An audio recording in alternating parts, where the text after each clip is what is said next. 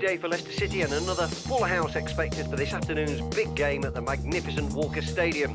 No word yet on team selection, but everyone's fit and raring to go.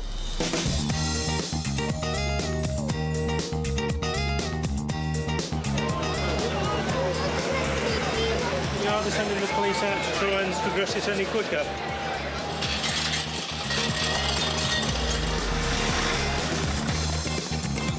Get next to American Special, Sporting Blue, 10p! I enjoyed it at the club, Les. Yeah, it's been good. Right, Muzzy? All right, you all right? Yeah. Just up here, please. Good luck today. Thanks, mate. Here we go. Thanks a lot. Cheers.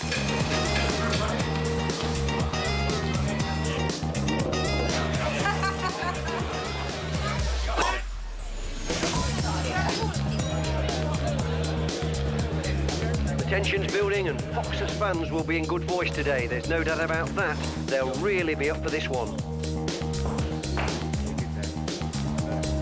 Yeah, I'm ready, thanks. Afternoon, Gabby. Have an hot dog, please. Onion, £5, please. Cheeseburger, please. Velvet Fox Visors, only £2. Right, I've got the teams for you.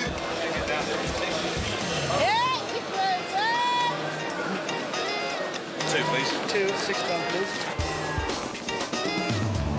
Just moments now from the big kick-off, so stay tuned for all the action and you won't miss a kick. Ladies and gentlemen, please welcome Manchester United and Leicester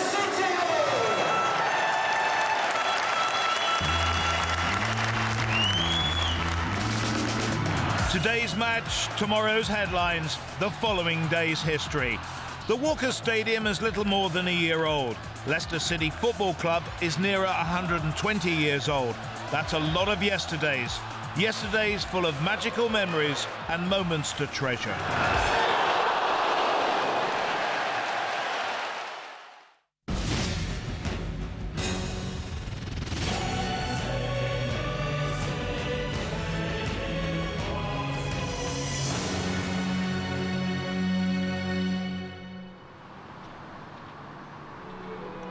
The art of borrowing from history for your branding is not a new one, not in Leicester at least.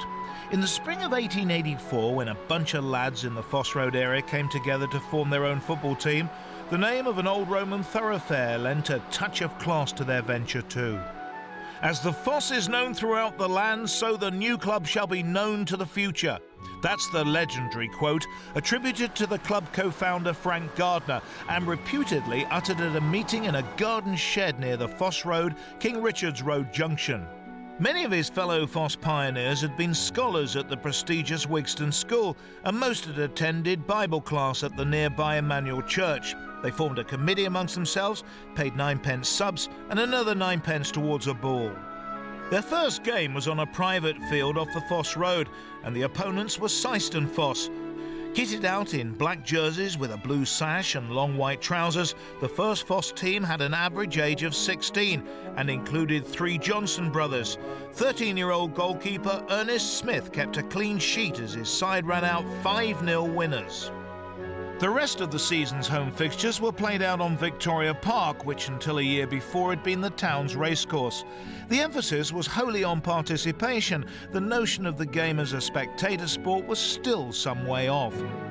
Nicknamed the Fossils, or ironically the Ancients, the youthful club changed its colours to chocolate and blue halves and ambitiously arranged to play their home games at the Belgrave Road Sports Ground, where they could charge admission to an increasingly curious public. Elsewhere, the Football League was about to come into being, the brainchild of William McGregor. The club affirmed their progressive reputation by signing their first professional, centre-forward Harry Webb. For the next term, Foss obtained their own enclosure on the canal side site on Mill Lane. Their primacy amongst town clubs was now undeniable, and the Midland League invited them into its ranks in 1891. From that base, they captured their first silverware as a side captained by Jimmy Johnson held aloft the County Cup. However, the town council took over the Mill Lane site for building purposes, but benefactor Joseph Johnson negotiated and guaranteed the lease of land in the Walnut Street development area. By November, the rudimentary enclosure on Filbert Street was ready for football, and Foss had a home that would last for 110 years until surrendered to rather different developers. In the meantime, ever-present goalkeeper Jimmy Thraves, who actually wore an overcoat throughout a snowy game against Doncaster, and exciting winger Billy Dorrell were among the Fossils who finished second in their final Midland League campaign. Foss stood for election to the National Second Division and on May the 21st, 1894 were voted in. They got off to a bad start with 5 defeats in the opening 6 games, but recovered strongly to finish 4th.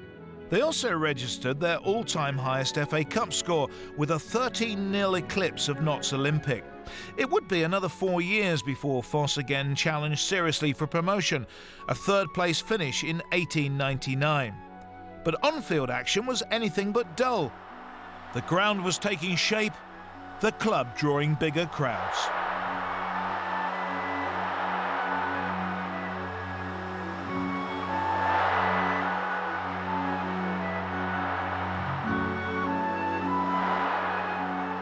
Backroom changes, including the adoption of limited company status, had seen several secretary managers come and go, with the most colourful William Dickinson Clark leaving under a cloud.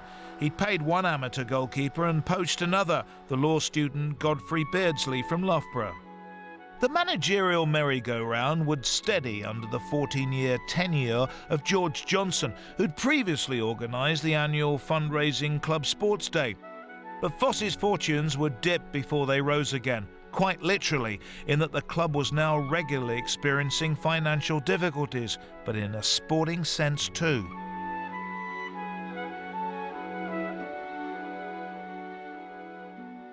The blue and white kit that we now regard as traditional had been adopted, but its wearers were soon anchored to the bottom of the league and survived only thanks to re-election in 1904.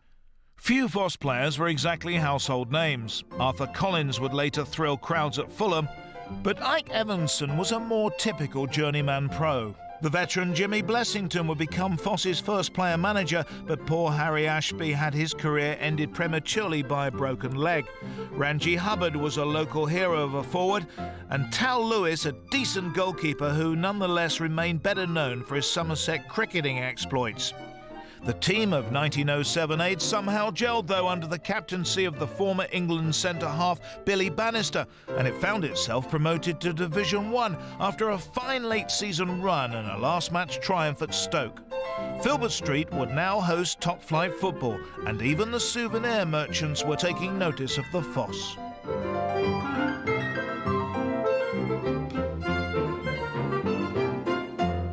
Elevation, though, was a short-lived affair, as Foss tumbled straight back into the second, despite the belated introduction of Scottish international Andy Aitken as player-manager.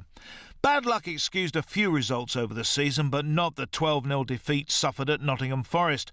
Explanations for that had to be proffered to a Football League inquiry chaired by J.J. Bentley, who accepted that the team had a collective hangover following the wedding of former teammate Leggy Turner. The Foss had now joined the ranks of clubs producing a matchday programme. Even so, a fine run to the quarter-finals of the FA Cup in 1910, ending in an honourable exit at Newcastle, was a rare highlight of a mediocre team. New manager Jack Bartlett shook things up, introducing a succession of southern-based amateur players, but to little effect. Finances were now getting perilous, and on-field disasters persisted. 1913, for instance, saw Southern League side Norwich City take Foss embarrassingly apart in the FA Cup on a snowy Filbert Street pitch.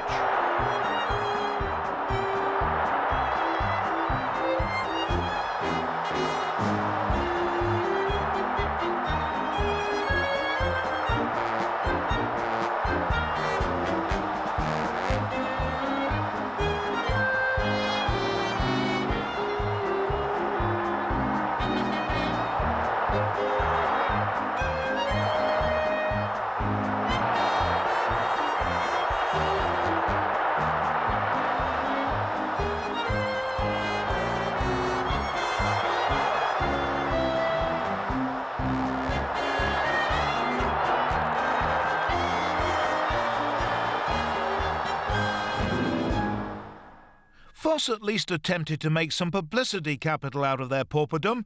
Tom Waterall, a member of the £105 team, was one of only 3 players to have cost a fee at all. The investment, or lack of it, paid off to the extent that Foss escaped having to apply for re-election on goal average only. But even that finishing level was beyond them in the war-shadowed campaign that followed.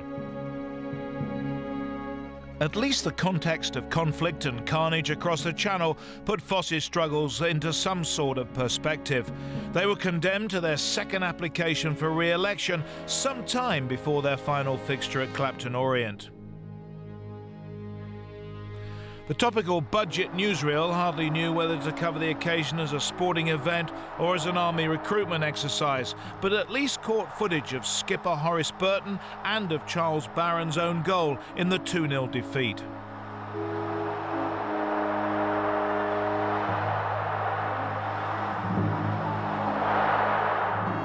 Wartime regional football would occupy the next 4 seasons, and the club would re-emerge into peacetime somewhat transformed.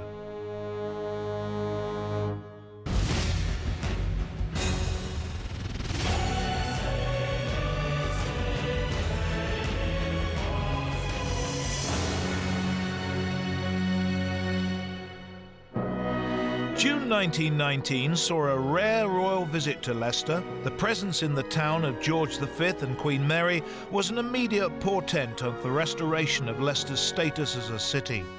Meanwhile, a debt-laden Foss had gone into liquidation. The reconstructed club would take advantage of the new civic status and floated itself as Leicester City Football Club. Scotsman Peter Hodge was appointed manager, and his initial team building was aimed at establishing the new club in a generally booming local sporting economy. Top quality fare invariably brought out the Leicester crowds, as shown by the reception for the All Blacks at Welford Road and the touring Australians at Ayleston Road.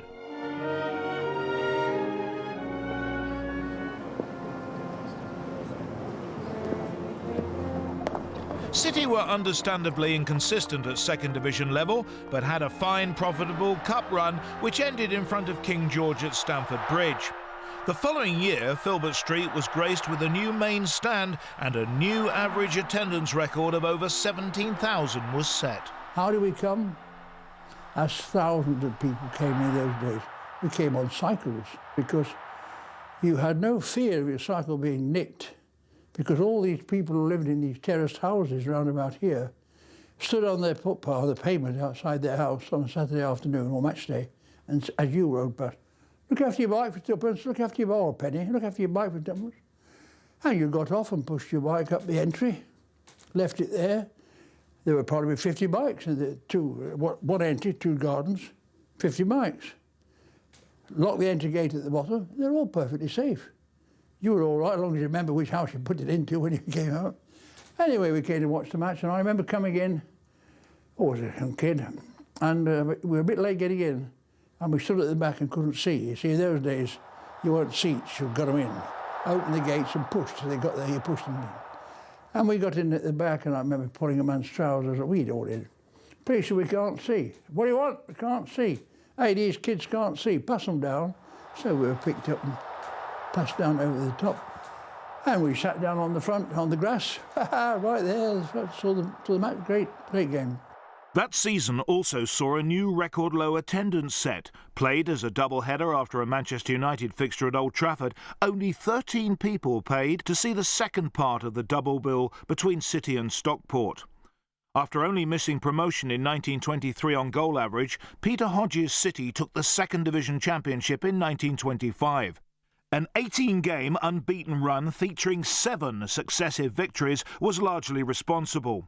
The same season, the team reached the Cup quarter-finals once more, going out to a late Cardiff winner netted directly from a corner, the first goal so scored since the rules allowed it.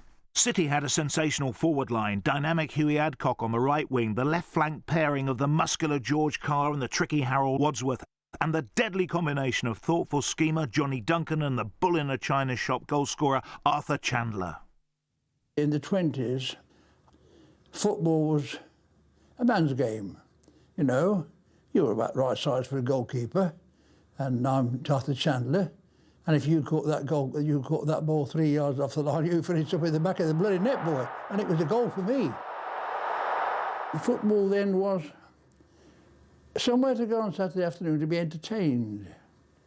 And I'm not exaggerating, you could go to a match and the result could be 1-1 draw, and you'd walk away and say, hey, I enjoyed that. I enjoyed it. Damn good game that was. You wouldn't do it now because somebody's got to win.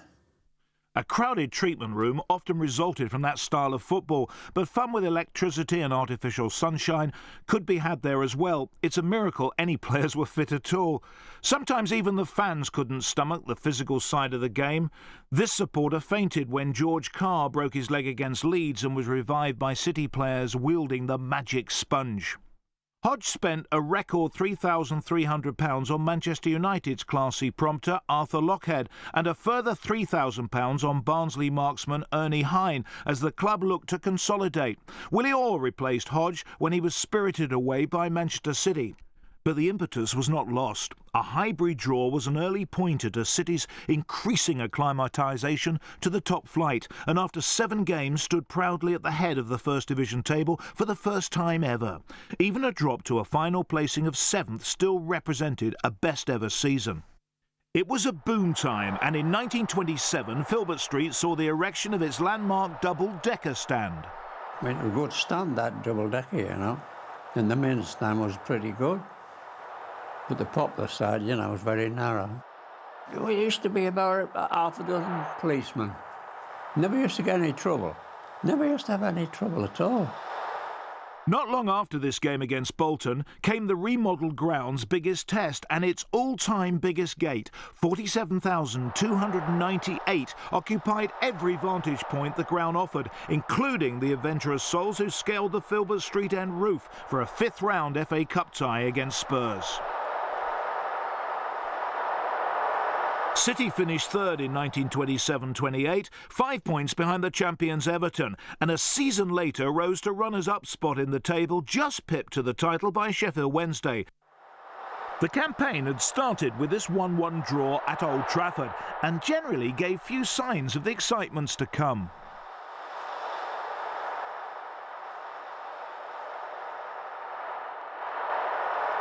But a City side steeped in experience and a fine mix of muscle and artistry was soon to burst into the headlines.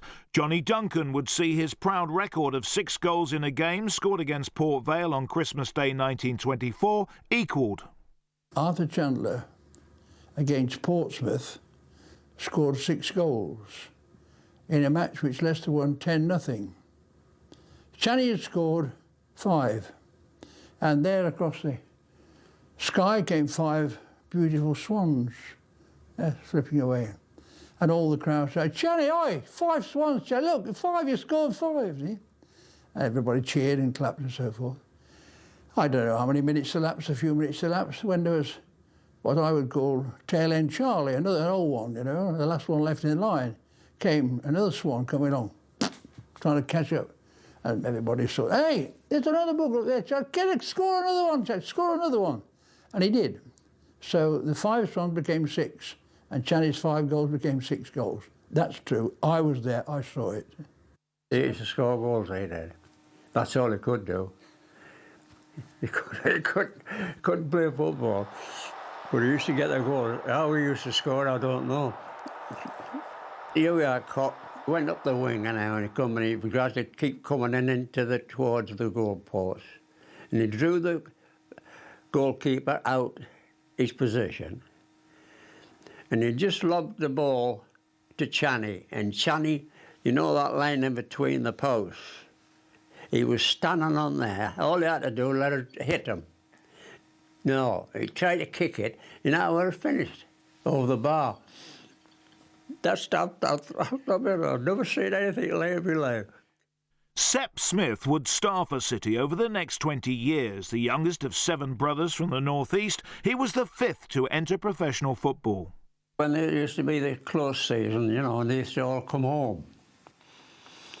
And they used to all bring a new ball with them. And they used to get me on the playing field next to the school and where I lived. And they used to coach me on that. Derby wanted me, And Portsmouth wanted to make, yeah. And with my brother Jack and brother Billy, who played for Portsmouth, you see, and of course they said, "You're not coming to Portsmouth." I said, "Why?" "Well," he said, "it's too far away from home."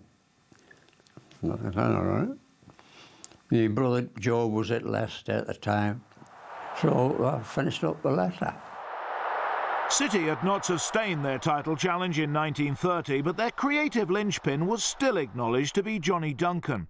But he took over the licence of the Turk's Head pub in direct contravention of the club's rules and was therefore deemed to have terminated his own contract. They were also losing defensive consistency. The following season, goalkeeper Jim McLaren was beaten 8 times by Grimsby and Jack Beebe let in 7 against Arsenal. Team spirits were drooping, and typical was an incident involving Beebe in a punch-up with his teammate Billy Jackson.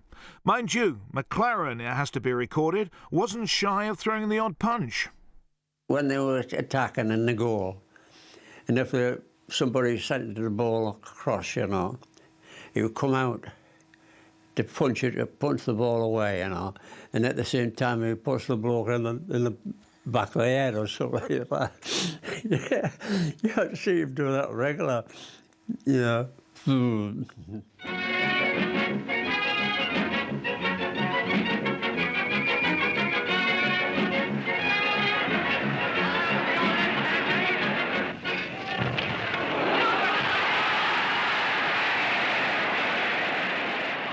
But at least Leicester now had a champion in the legitimate fight game, with local boxer Reggie Mean taking the British heavyweight crown at the Granby Halls. As City slumped, manager Willie Orr resigned, and just days after they'd been knocked out of the FA Cup in this tie at Newcastle, City confirmed the return of Peter Hodge. Oh, smashing bloke we were, yeah. He used to come to me and say, "Sepp, how long since you've been at home?" "Oh," I say, "about six weeks or something like that." He says, "Right, you're going home next weekend." And that's what he used to do, pay for fare and everything. The way he used to come and talk to you, you know, as if you were his son, you know. Yeah. The best manager I ever played under. It was Hodge who cannily withdrew Sepp into the half-back line, playing just in front of long-serving skipper Adam Black. Another goalkeeping McLaren, Sandy of that ilk, was recruited during the second of 2 relegation dogfights, and the very real threat of a drop to Division 2 was narrowly avoided. City were now essentially a side whose key figures were ageing together, but their search for rejuvenating talent was a bit haphazard. For instance, their scout remained unimpressed by the young Stanley Matthews. Roger Hayward assumed the captaincy and led City on a cup run that took them within 90 minutes of Wembley. Young Archie Gardner was signed from Hearts and made a whirlwind impact with 4 goals on his debut at Portsmouth. But Pompey would prove sterner opposition on Cup semi-final day at St Andrews. Well, my favourite memory is the semi-final at Birmingham, you know, against Portsmouth.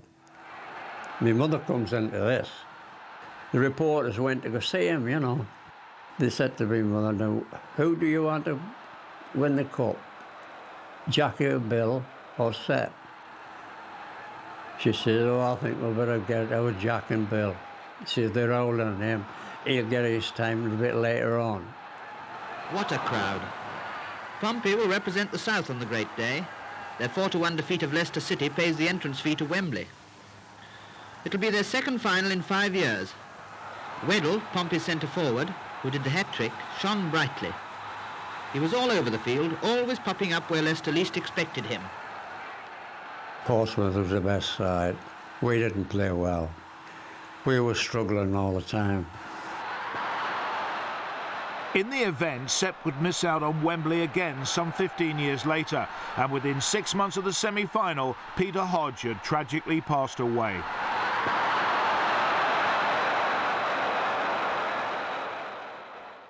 Arthur Lockhead was promoted from the playing ranks to succeed him. The club, however, would celebrate its Golden Jubilee season with a return to Division 2, missing survival by a single point. Welsh internationals Di Jones and Taffy O'Callaghan were among the new blood introduced in vain as the relegation scenario developed.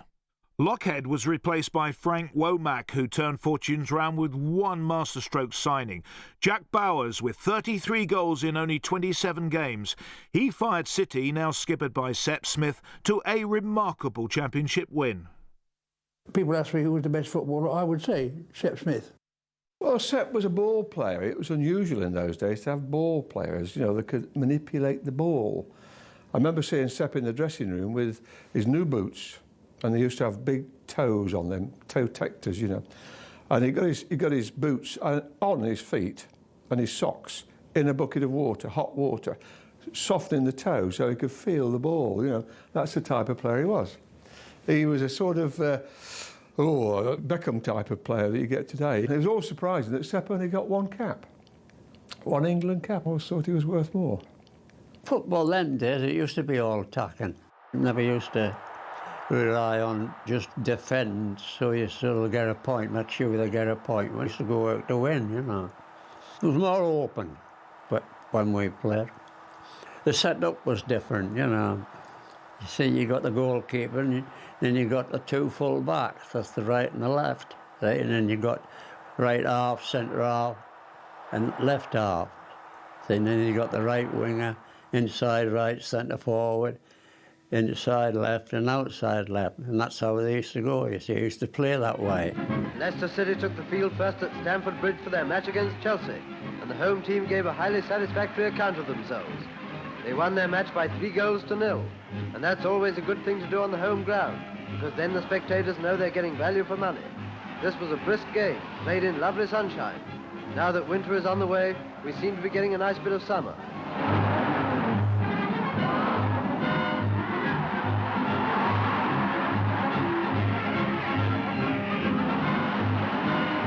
$3-0 was the sum total of victory by the white-shorted pensioners.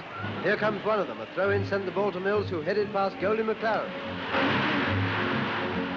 City's reputation as a yo-yo club and that Chelsea defeat contributed to a typical cycle of 2 yearly spells in each division. City would start the 39-40 season in the second division, but wouldn't finish that set of fixtures for 7 years.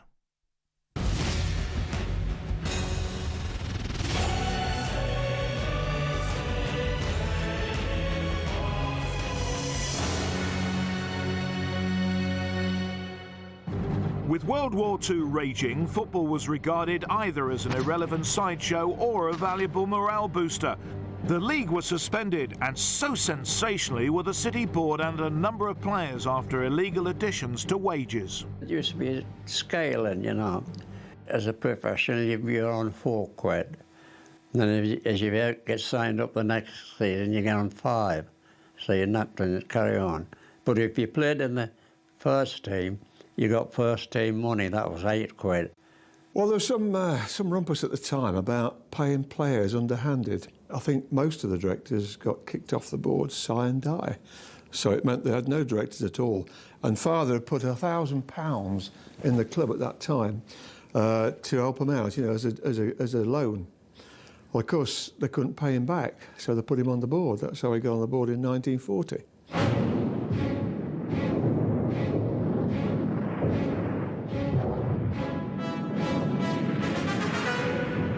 Other literal bombshells were to affect Leicester City.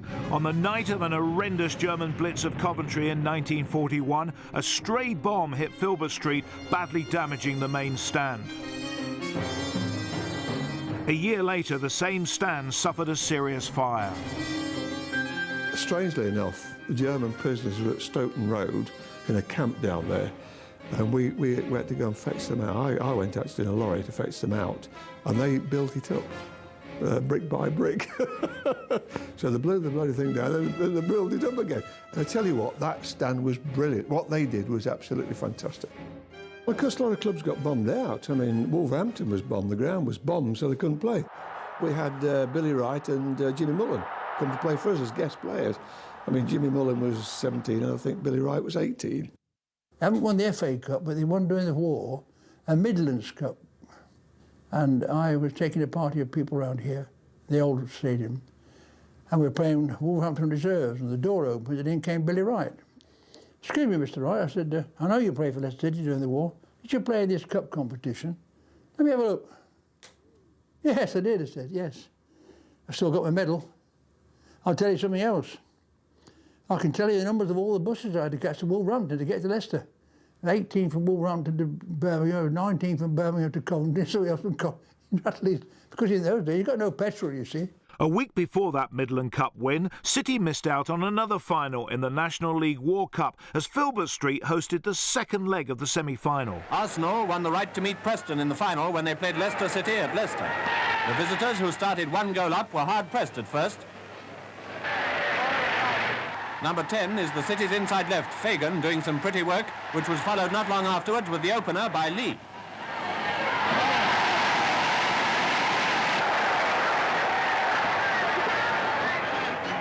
Then Arsenal got going, and a free kick was turned to good advantage by Crayston.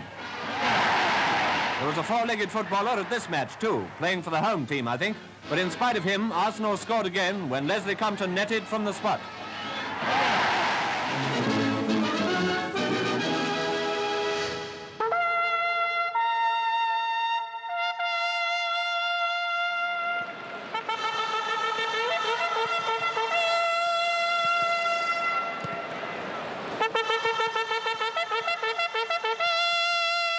The post-horn gallop has been a fixture at Leicester City for over 60 years. Adopted by the club because of the county's tradition of hunting, it is in fact an old 19th century coachman's tune, originally played to let townspeople know that the mail was arriving. I started playing at the City in 1941. It has, and still does, have a marvellous effect. As soon as you play the first two notes, then of course the crowd go in an absolute uproar and you can't hear anything else. In 1942, City did win one of the regional league competitions, despite the makeup of the side changing on an almost weekly basis. You never knew who was going to be in the team from one week to another. I mean, not only me, but with the guest players that were stationed in the area. I always used to like playing with Frankie Sue. He was a footballer, in my opinion. I wouldn't class me as a good footballer. I was more the marker man. I don't know how many red cards I'd have got today, I'm sure. It was only when the war swung in favour of the Allies that notions of considered team rebuilding for the future arose. City's optimistic investments included one teenager from Teesside. I've got Don Revie signed up here at Leicester. He come down for a trial from Middlesbrough that way. They found him a job as a bricklayer. And he stayed with us during the war. And Sepp took a liking to Don Revie when he came, and he made him into a great footballer. Don Revie and I more or less had our first team game with Sepp. I was inside rights. Don was on the wing and Sepp was at the right half. I remember a match, Don Revie playing in a match when there's a wing half-back, which he normally was. Somebody was injured and he played inside forward, then he played it right back. And eventually it was the outstanding player on the field, wherever you put him. Tom Mather was the second of City's wartime managers, yet his only competitive games were in the revived FA Cup, a short-lived affair after a two-leg defeat to Chelsea. Soon afterwards he left too, with the old stalwart Johnny Duncan taking up the reins. When league football resumed in 1946, Duncan's attack was spearheaded by wartime discovery Jack Lee from Corn and local pre-war signing George Dewis. They assisted City to 9th place respectability and a fair FA Cup showing, terminated by Newcastle in a replay after this game on Tyneside. A 45,000 crowd braved the snow and ice to watch a game packed with thrills. The result, a 1-1 draw. Newcastle supporters had worked hard to clear the ground of the heavy fall of snow. Despite the icebound pitch, the game was played at cup-tie pace. For the Tynesiders, £13,000 inside left Len Shackleton was the hero of the side. It was Shackleton against Joe Calvert, Leicester's goalkeeper. Only his acrobatic saves kept the ball out of Leicester's net. 23-year-old Shackleton scored Newcastle's only goal, and here is the movement that brought it about. The inside left slips the ball past the advancing Leicester goalie.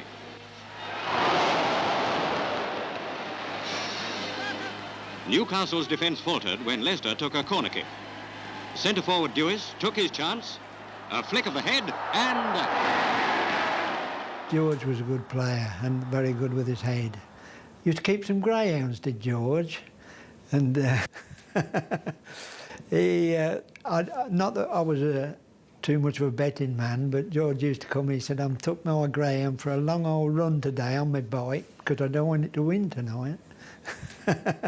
1947-8 was more distinguished by incidentals, a transfer deal that saw 5 City men signed by Watford on the same day, and City's reserves picking up national silverware in the form of the Football Combination Cup. Dramatic this season wasn't, as opposed to the campaign that followed. When City adopted a club crest, they could hardly have expected to have worn it on the players' shirts in a showpiece Wembley outing within months. Whoever got drawn against, I used to go and have a look at them and see what they play like, and I used to come back and tell our team what to do, what not to do. Number 4, Birmingham City. 24. Will play Leicester City. We had a replay with Birmingham. We went there, drew, came back here and won. Preston was a second game. We won 2-0. I believe Tom Finney was playing real gentleman. And the third game was Luton. When we drew 5-5. It was a real slushy pitch and a lot of us were going down with cramp. We were losing 4-5 and 2 minutes to go. I think it was Mel Griffiths took the corner from the right and Jack Lee stuck it in the net. So, I mean, that was 5-5. Absolutely unbelievable. What a game that was. Brilliant. We came back here and I think it was 3-3 here. We went and made it 4-3. They came back and I thought they had a goal, but it was disallowed. And then we went straight back, made it 5-3, and that's how it finished. And then, because we were at Brentford. The London team, in stripes, played their usual polished game, but seemed from the start to lack the speed and punch of Leicester. Every minute, the Leicester fans were looking for a goal, and here it comes, headed in by Jack Lee.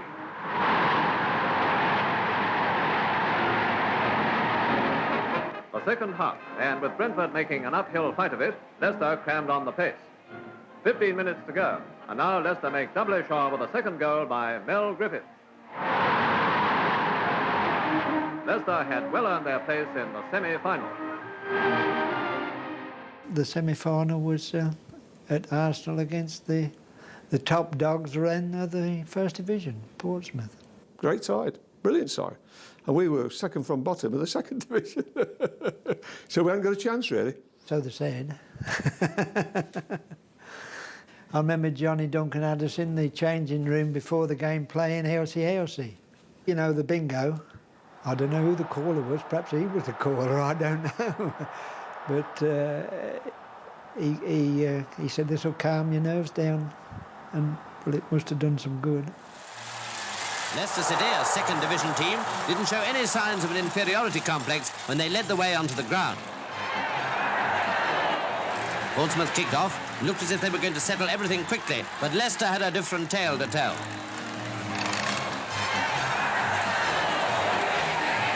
Presently Griffiths on the wing passed the ball to Lee. Lee switched it to Reevy, whose shot gave Butler no chance of saving at all. The equalising goal came after half an hour when Ewell made a long pass down the centre. Harris raced after it, closely pursued by Plummer. Then with a swift low shot, Harris banged the ball home. With the score 1-1 at half-time, Pompey still looked decisive winners, but it was not to be. For 2 minutes after the changeover, Chisholm gathered up a pass in the penalty area and steered the ball into the net.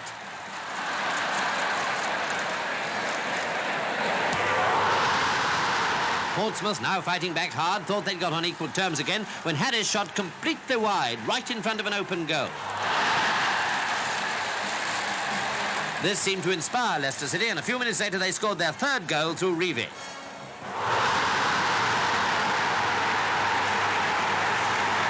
Leicester supporters, of course, were overjoyed, for now they could see their team at Wembley.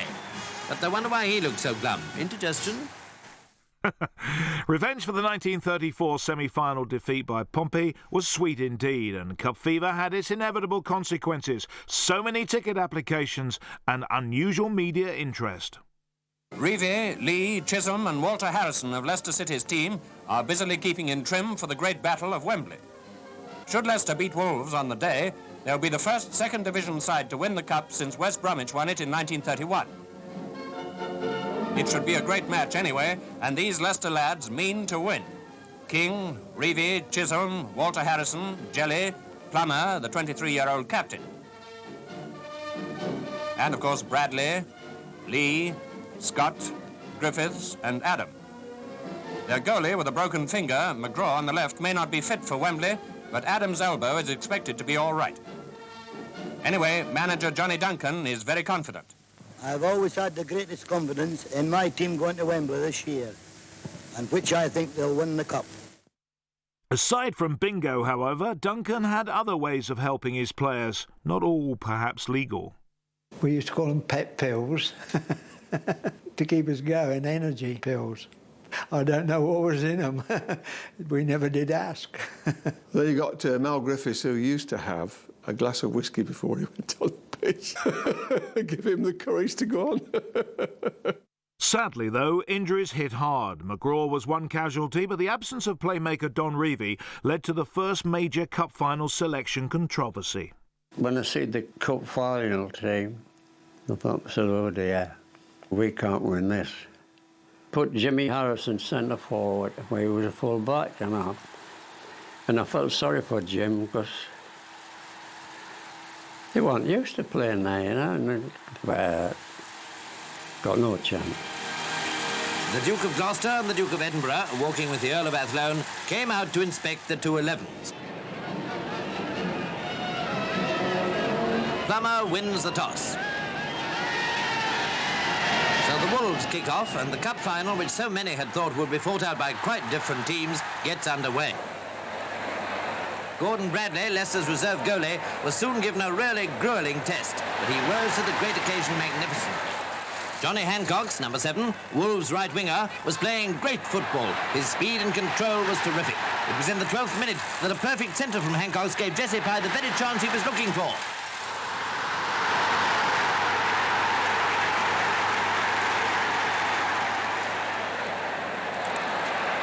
Wolves' second score followed a lob from right. Jimmy Dunn has a shot, the ball comes back to Pye, and it's a goal!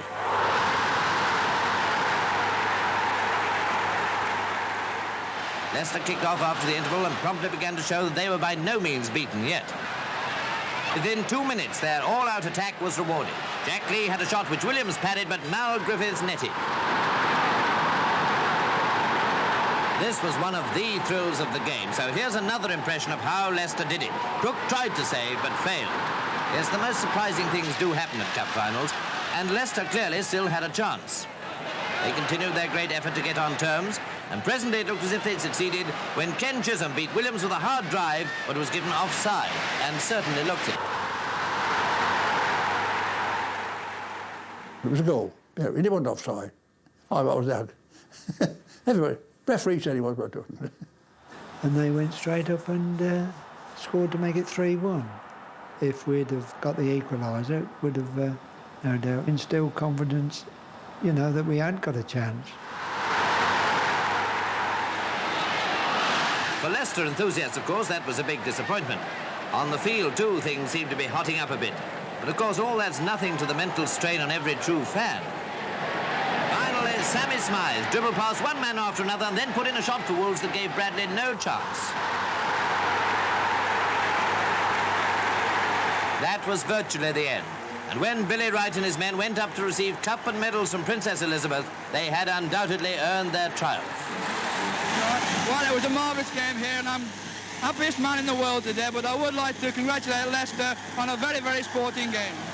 The Wembley performance was in truth heroic, and the people of Leicester welcomed the team home as if they'd won. Certainly they were trying to inspire the side for the immediate task ahead, which was avoiding relegation to Division 3. Leicester has always been a successful side. People don't realise this, but in the days of Division 1, 2, 3, 4, we never got below Division 2. Got near to going down once or twice, but we never did. This shows just how close the drop was. Despite having games in hand, the season would go to a dramatic final day. We went to Bury, I think we won 2-1 there, and that helped us. And then we'd got to, depending upon how Notts Forest got on, and they were playing, kick-off was before ours, and they'd won. So we'd got to get a point at Cardiff. We got the draw, of course. The goalkeeper let one in, the Cardiff goalkeeper let one in through his house. I don't know what happened there. Well, there's a suggestion, isn't there, that the game was fixed? I wouldn't like to say that. No, you can't. I wouldn't like to say that. Any truth? Could have been. And of course, the players weren't paid big wages.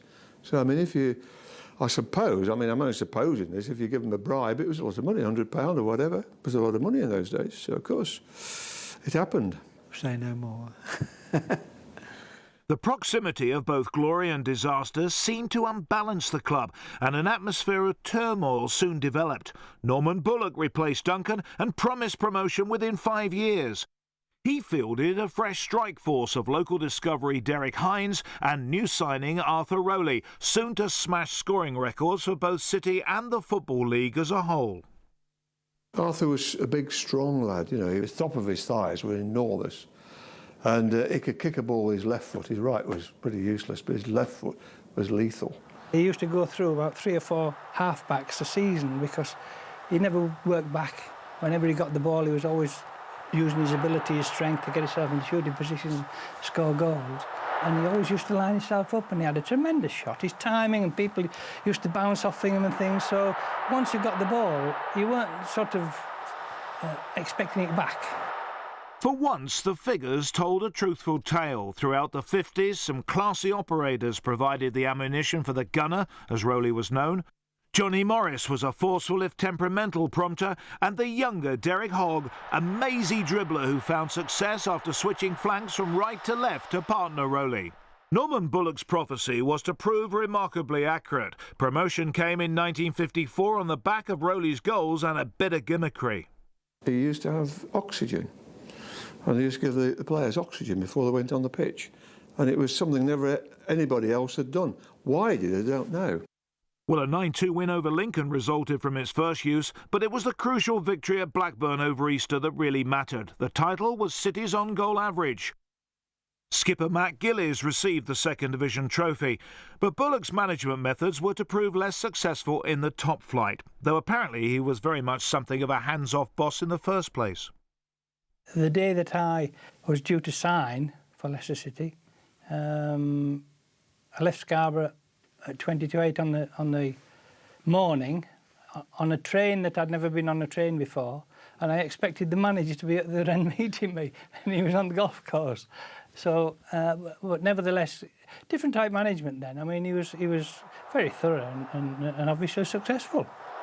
Not successful enough, though. With City struggling, he lost control of the dressing room and was allowed to resign in February.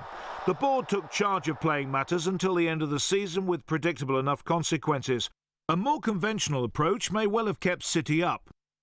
Joe Mercer was one interviewee for the job, but it went to another, the former Aberdeen boss, David Halliday, who brought a decided Scottish accent to Filbert Street. A lot of the players came on free transfers from Scotland. I think maybe at the time, then two-thirds of the staff were Scots at the time. You just never used to see the managers, you see.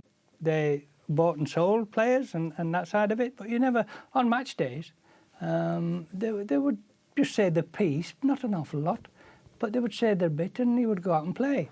And I think you maybe wouldn't see them through the week. And it's the second division league leaders, Swansea Town, kicking off in the white shirts and attacking the goal to our right. In November 1955, BBC cameras, rather than the newsreels, recorded highlights of a match at Filbert Street for the first time and caught at least some of the 6-1 win over the Swans. There's Hogg for Leicester. Hogg, number 11, starting a Leicester attack. inside Arthur Rowley. Rowley, number 10 for Leicester in the dark shirt. And Rowley again for Leicester, going through, and he shoots, and he converts it in there. It's a goal for Leicester. That's the goal that's scored by the outside right Welsh international Mal Griffith. Here's Hogg back in the match again now. Hogg could win this match for Leicester, or make sure of it at least. They one goal up, and Hogg racing through and trying to shot, and it's over the bar, and that's the kind of football Hogg's playing. Here's Leicester again, and again it's Derek Hogg turning the ball back across the goal, and it's turned aside, and here's Johnny Morris trying a shot, and it's just wide of the post.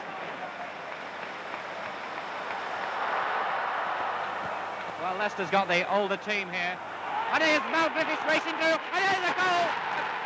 Goal there by Willie Gardner, the Leicester centre forward. Just 15 minutes gone in the second half, and that makes it Leicester 2, Swansea 0.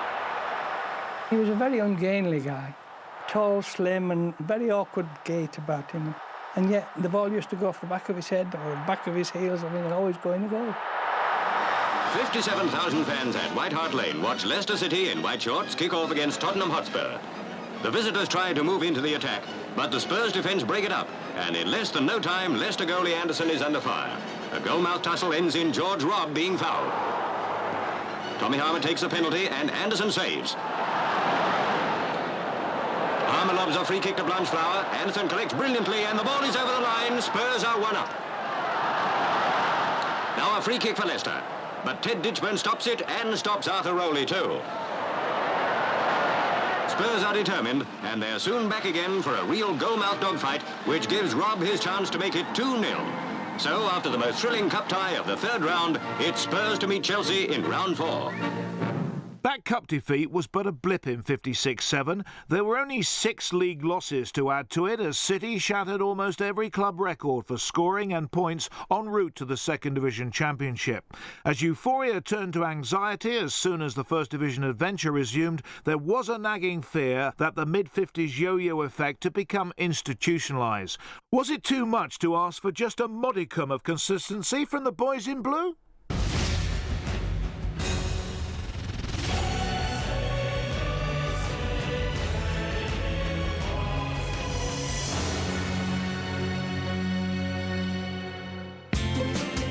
The city of Leicester was now a prosperous exemplar of the never-had-it-so-good years, far more immune to economic fluctuations than its football team was to sporting ups and downs. Leicester has opened the first supermarket where you can very nearly drive up to the counter. It's got everything, and every brand from A to X.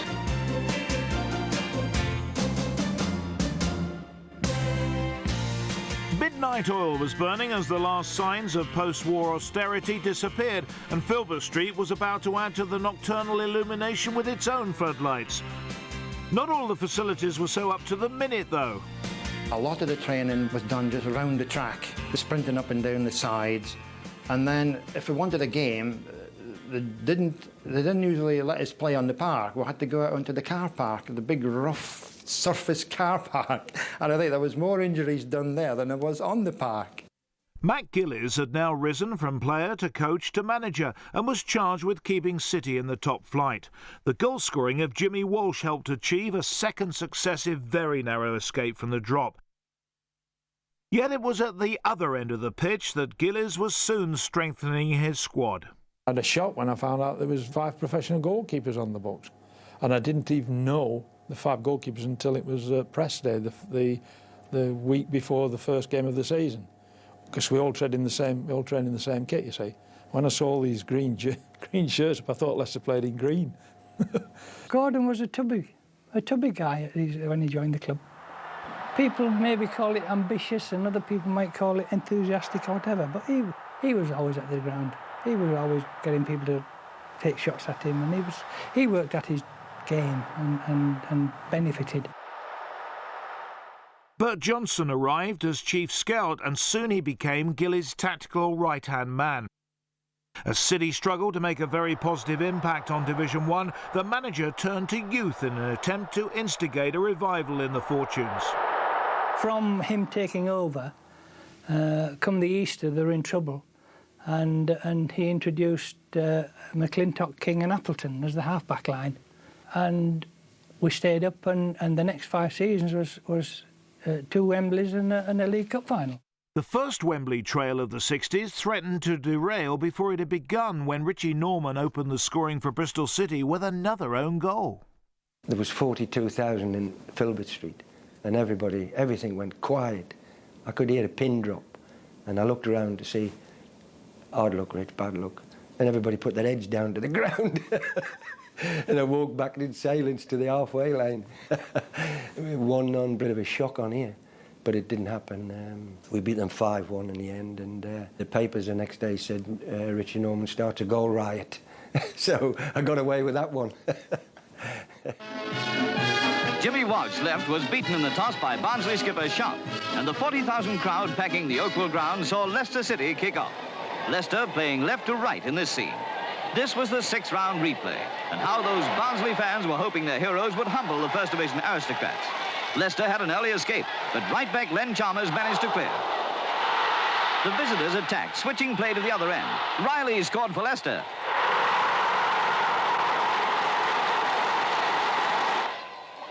Barnsley came storming back. Oliver equalised.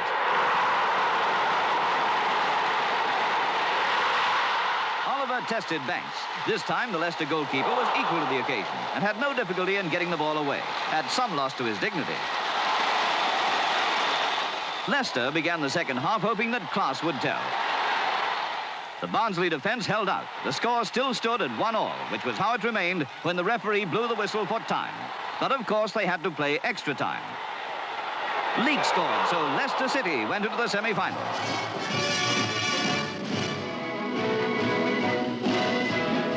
Leicester City took the field at St Andrews for the second replay of the semi-final. Sheffield United in striped shirts. Neither side had scored in the 2 previous games. Both hoped that this evening they'd get back to their usual form. Leek was going through when Sheffield goalkeeper Hodgkinson grabbed his foot. Penalty. Hodgkinson saved King's shot. As the Leicester forwards couldn't score, their right-back Chalmers took a shot. Only Hodgkinson's brilliance kept the ball out. No score at half-time. Then the game sprang into dramatic life. The ball went to the Leicester right wing. Howard Riley had it. He tried a shot. Hodgkinson only partly cleared, and Walsh banged it home. After 257 goalless minutes, Leicester were 1 up. They scented victory and attacked again. Now Leicester centre-forward Ken Leek shot goal number 2.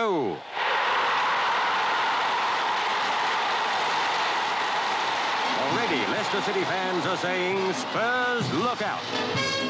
Spurs would indeed have been looking out for Ken Leek, who'd scored in every round of the Cup. Sensationally, Gillies dropped him.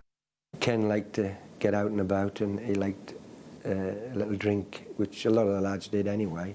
But Ken, I think the manager had warned him a couple of times to steady down and all this. Ken was a social guy.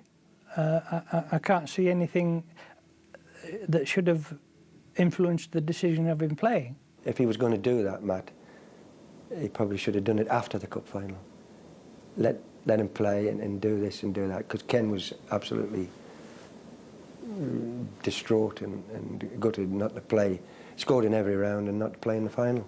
Getting to a final is one of the greatest things you can do, especially if you're with a club like Leicester City, because there's only one team in the whole city, and the whole city is behind you. And every window in the town is all lit up with blue and white and all that sort of stuff, you know. And it's marvellous getting there, but it's such a disaster if you get beat. We went out there and we did not disgrace ourselves. We had Len Chalmers got injured after about half an hour, and of course there was no subs then. He really hobbled, and I mean hobbled, on the right wing.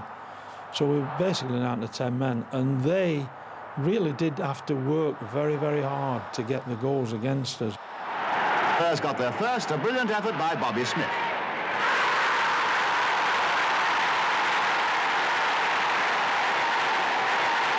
Spurs 1 up, and nothing was going to stop them now. A quarter of an hour before time, Smith centred, and Dyson made no mistake this time.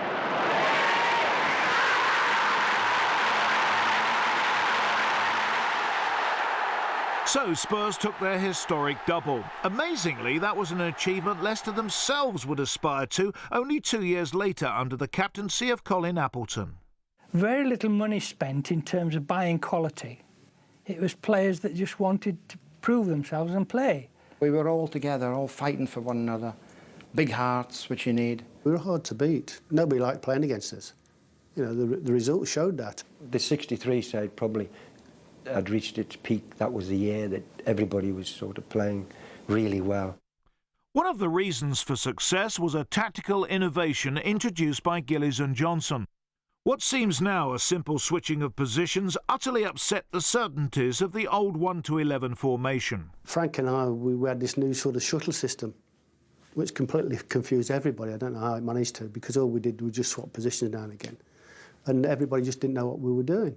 McClintock had a tendency to want to get forward because he's a very aggressive kind of player, and to accommodate him, we used Graham Cross as a kind of defensive player. Now this surprised them, because quite often I heard somebody on the opposition saying, "This is your man," meaning Graham Cross, who was number 8. And point of fact, McClintock was then his man, but they hadn't got round to thinking in terms of numbers then, and numbers didn't mean anything. People remember me as a centre-half, but for nearly 10 years I was an attacking midfield player, bombing forward, trying to score goals. He scored some super goals and probably could say that he won his games. The cup run of 1963 and a consistent league form that saw City top the table for a while banished the shivers of an Ice Age winter and led to a semi-final encounter with Liverpool at Hillsborough. Riley takes a free kick for Leicester. Up go the heads, and Mike Stringfellow has the ball in the net. Tremendous cross of the ball, Howard Riley. I was lucky enough to get on the end and head it towards the goal, and it went in the corner.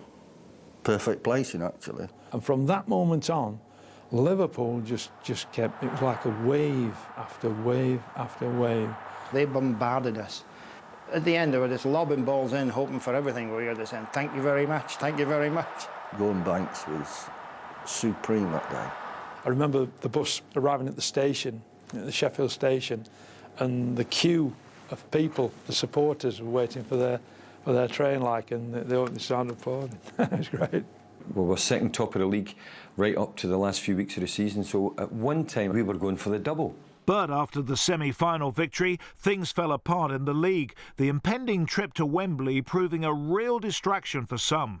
Half the players either didn't want to play, or they wouldn't play, or they were so-called injured, you know, with a question mark. And we were hot favourites to win it. The BBC, I think, they all thought it was a foregone conclusion. And poor old Colin Appleton went to Wembley on the Friday afternoon, and the BBC sort of did a rehearsal of him receiving the cup, you know, which was didn't go down too well after we got stuffed 3-1. Manchester only just escaped relegation, but as you look back at their side, I think they got about 10 internationals, to be quite honest. They were a team that were on the verge of doing great things. Unfortunately, they picked the cup final at the start. Manchester United, that galaxy of stars who have often disappointed, but who today believes their renowned manager, Matt Busby, on the right, will dazzle the football world. I can remember I got through early in the game. I came to us running, and there was a defender before him, so I'd got to get by the defender to let Kivas slide in. I put it too hard, actually. Leicester show their genius for turning defence into attack. United's tough left half Morissetta's almost gives Stringfellow a scoring chance. We did everything the opposite to what we'd been done. That we used to close people down, not let them play. We stood off Man United of all teams, and they got all these individual stars, and of course they were stroking it, and we were letting them play and come at us, and it's what we hadn't done throughout all the years. This looks more like the real Leicester City. Howard Riley has a try on the City right. At last, Leicester's persistence brings reward. City centre-forward Ken Keyworth scores. Tragically for Leicester, Banks fumbles. Ready to pounce on it is David Hurd. It's all over, the end of an exciting, very sporting game. Any players probably playing in that season would say, in a lot of ways, the highlights of their career, the best time that they ever had in football. In my case, it was. And also, it was probably the most disappointing. Compensation, albeit in a lower key, came with a run to the final of the Football League Cup in 1964. The League Cup wasn't as big as it is now. It wasn't played at Wembley. It was like a two-legged affair. We drew at Stoke in the first leg and then won at Filbert Street. Got an idea it was going to be a tight game because I knew Stoke were playing quite well in the second division. We weren't in the first, in the second. They were a dour side in them days. You know. The ground was awful. It was just a sort of a slog. And I think both games were pretty much the same. I would probably have been playing in a bit of a haze anyway, of the possibility of it all and being captain and all that. To actually win something was great for the club, and when you win something it goes down in history and they can never take that away from you, so it was a great night. City almost repeated their triumph a year later, losing the two-leg final to Chelsea. It had been a golden period under Gillies, respected by the players, a real gentleman.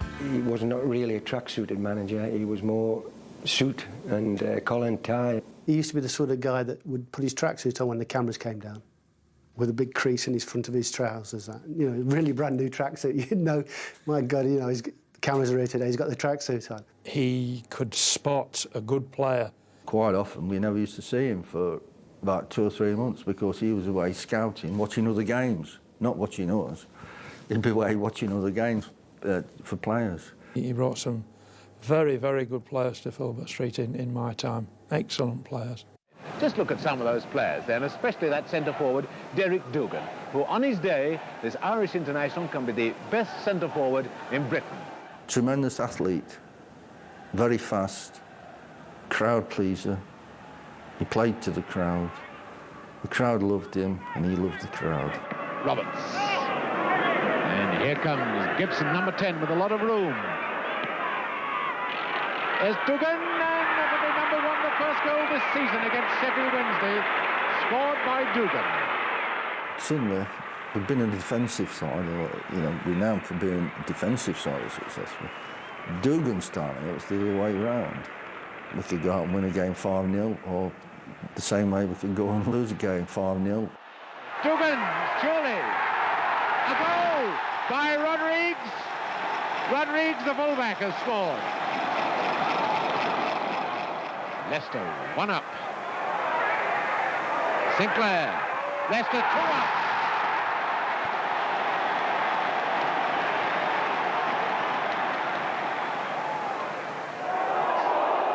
In comes Gibson. Oh, lovely lob, and goal number 3. Gibson. Well, this never lets up, does it? Dougan and 4. And it's Sinclair who's done it. Short corner to Norman. And is it Stringfellow 5? Yes. Stringfellow gets the 5th.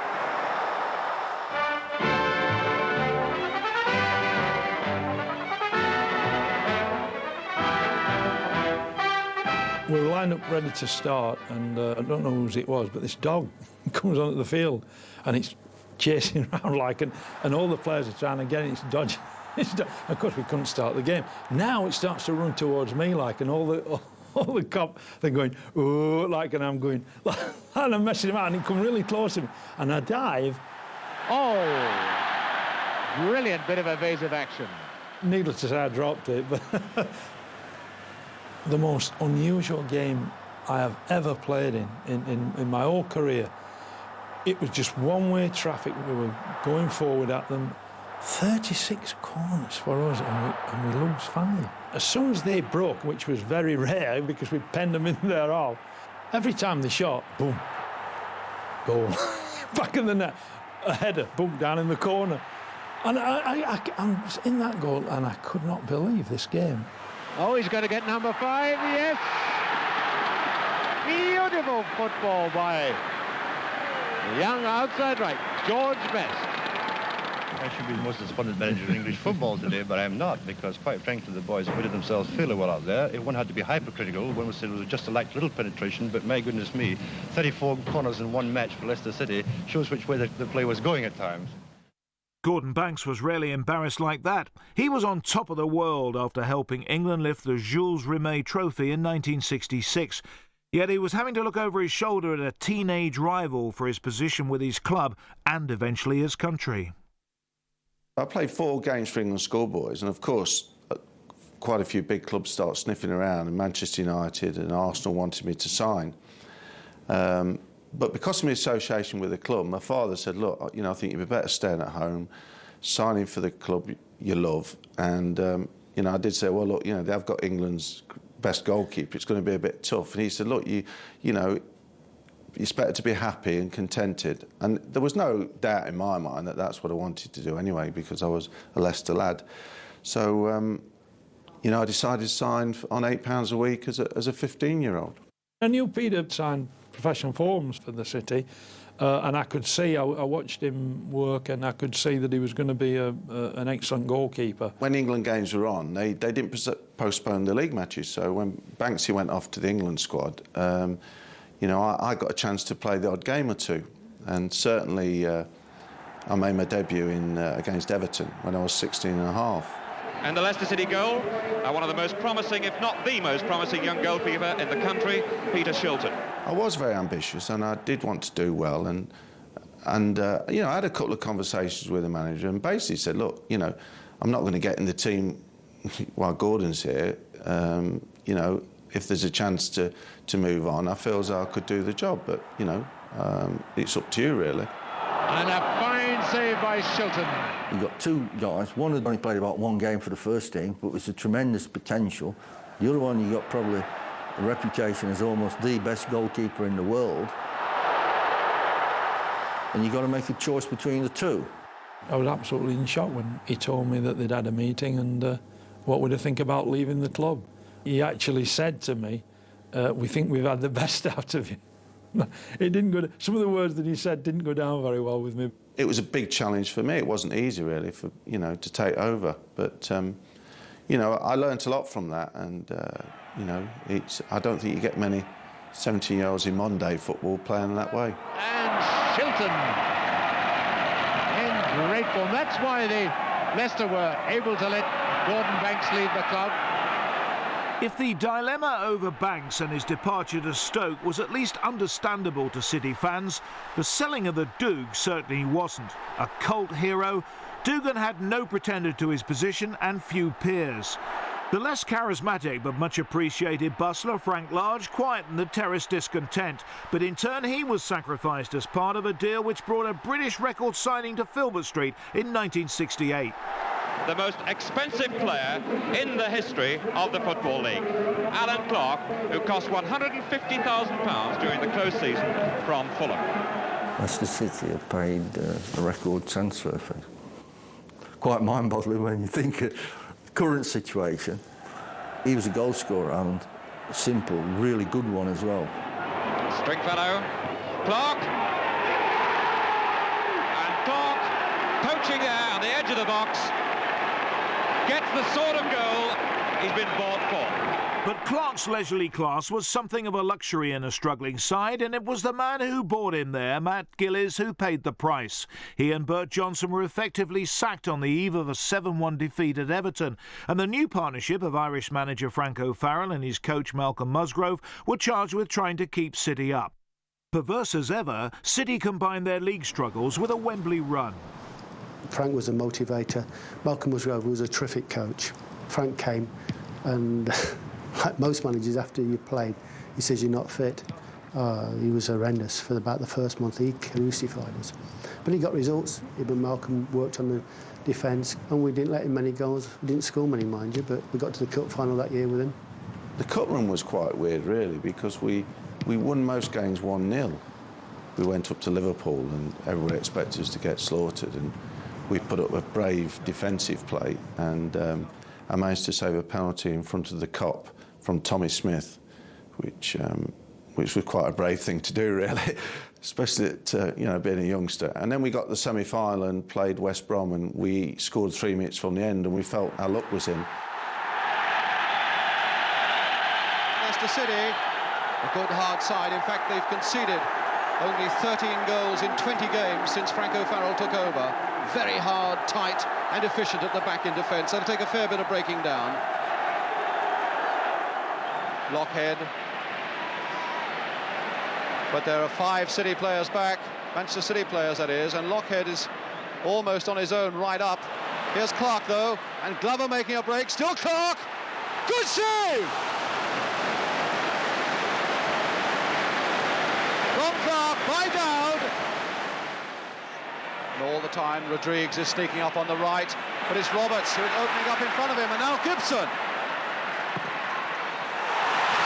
Oh, what a chance!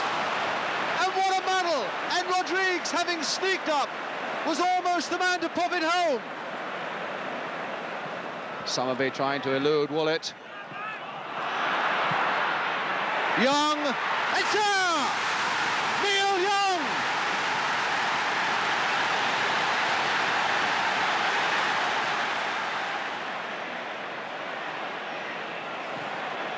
Clark well up there, laying it off for Lockhead.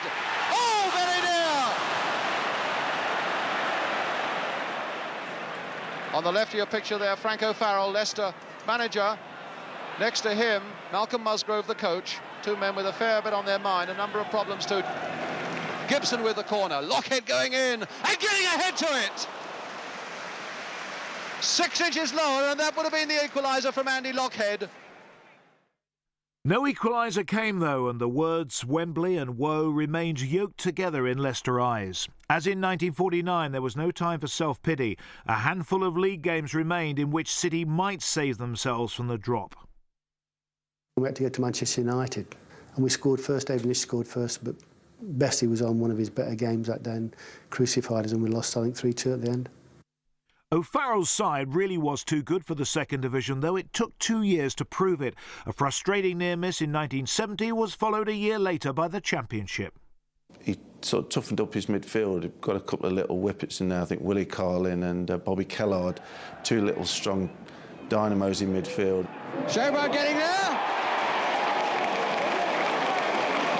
John Sjoberg. We didn't score a lot of goals, but God, we were mean at the back. 23 clean sheets.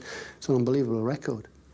And, you know, we kept nudging the 1-0s, 2-0s, and we won fairly convincingly, I think, in the end that season. Sjoberg coming in. And there by Partridge. It was that spirit, you know, that we all wanted to get there and do it that really got us through more than probably that little bit of clash, you know. Yesterday's result, which clinched the championship for us and got us promotion to the First Division, has been a reward for all the hard work and dedication of everybody connected with the club, and we're all absolutely delighted. On a personal note, some people are saying that you're likely to depart from Leicester and take over a job at Manchester United. What do you say about it? Well, I read the papers, but I never make comments about comments in the paper. I would rather not say anything about it at this particular time anyway, because as far as I'm concerned, they're only newspaper rumours.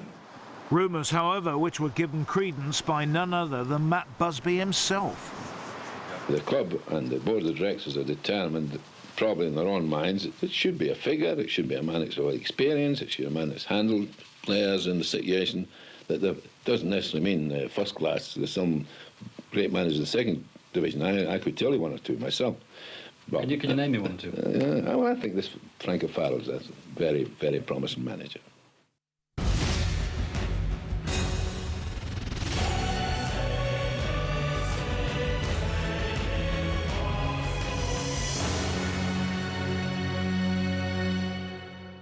As O'Farrell walked into Old Trafford, the newly arrived Jimmy Bloomfield set out his own ambitions for his team's first season back.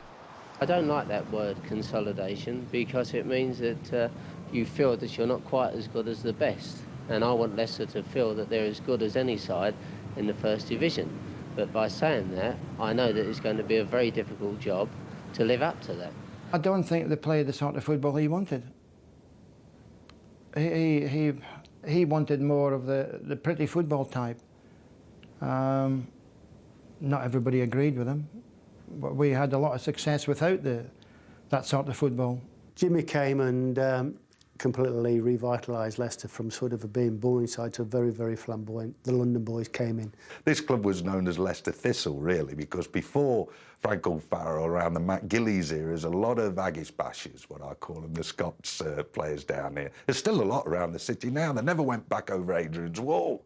And then, of course, Jimmy came, And he signed John Samuels, me, Keith Weller, Steve Earle, Dennis Rove, and of course it became known as Leicester Cockney. I signed for Leicester really because of Jimmy Bloomfield, and he bought people who were comfortable on the ball, and he first and foremost liked a player to have skill. And all the players he bought, I think the Leicester supporters who saw that team would say that he bought skillful players. He was ambitious and he wanted to create a team that could play, and we had a fairly successful period under Jimmy. We played some terrific football, some great football. I don't think that we could have had a harder game to start off with, but it's just as well that you play a side like Liverpool so that we know exactly what the First Division is about. And if we do really well against Liverpool, I'm hoping that it will be a good omen for the rest of the season. Well, this is a Charity Shield match. It would be nice to win it and start off by winning something with your first match of the season, wouldn't it? Well, it'd be a unique thing to do, I think. I hope you do it. Thank you very much indeed. Sjoberg, Brown, Leicester looking lively. Farrington, Whitworth going up on the outside for him. Brown. Oh, and a good piece of play here as Whitworth comes in on the blind side. And Fern! No, yes! Whitworth! And the goal is given! And it's Steve Whitworth who puts it in. Well, he made a great run, Whitworth, all the way. By my reckoning, the first goal he scored in the first team. All of a sudden, we've won the Charity Shield and we think we're going to have a good season, and I don't think we did. Right on the goal line, and it's a goal in the first minute of the game. Looks like Alistair Brown, the scorer. Nicholson comes away, but a little too deliberate. Nish gets it to Fern. Fern for Nish, a shot, a chip. It's there! Beautiful second goal by the Leicester City skipper, David Nish. Taylor misjumping there, and a goal by Cross. Cross has equalised. And that's a good ball from Nish to Brown. Birchenall, and he scored. And that's a better ball for Fern. Back to Cross. Glover, and he's got it. That was a fine goal by Leicester. That one hitting Cooper, and Birchenall high in the air, straight watching it just in case, and it nearly did creep on the bar. Jones, it's a goal by Brown. Glover's cross, and Jones has lost it. A very easy goal for Barrington. Bloomfield's side stayed up without having to rely on too many howlers like those, but he really needed the cutting edge of a proven goal scorer. It's there! Worthington the scorer! Huddersfield's Frank Worthington fitted the bill, but he wouldn't be easy to capture or apparently easy to tame.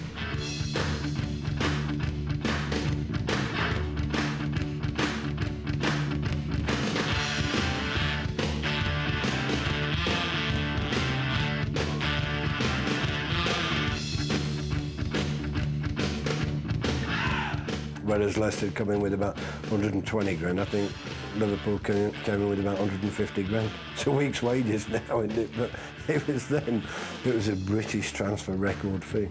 Jimmy Bloomfield was in a bidding war with Bill Shankly for Frank, and he only got his man after Liverpool balked at Worthington's lifestyle.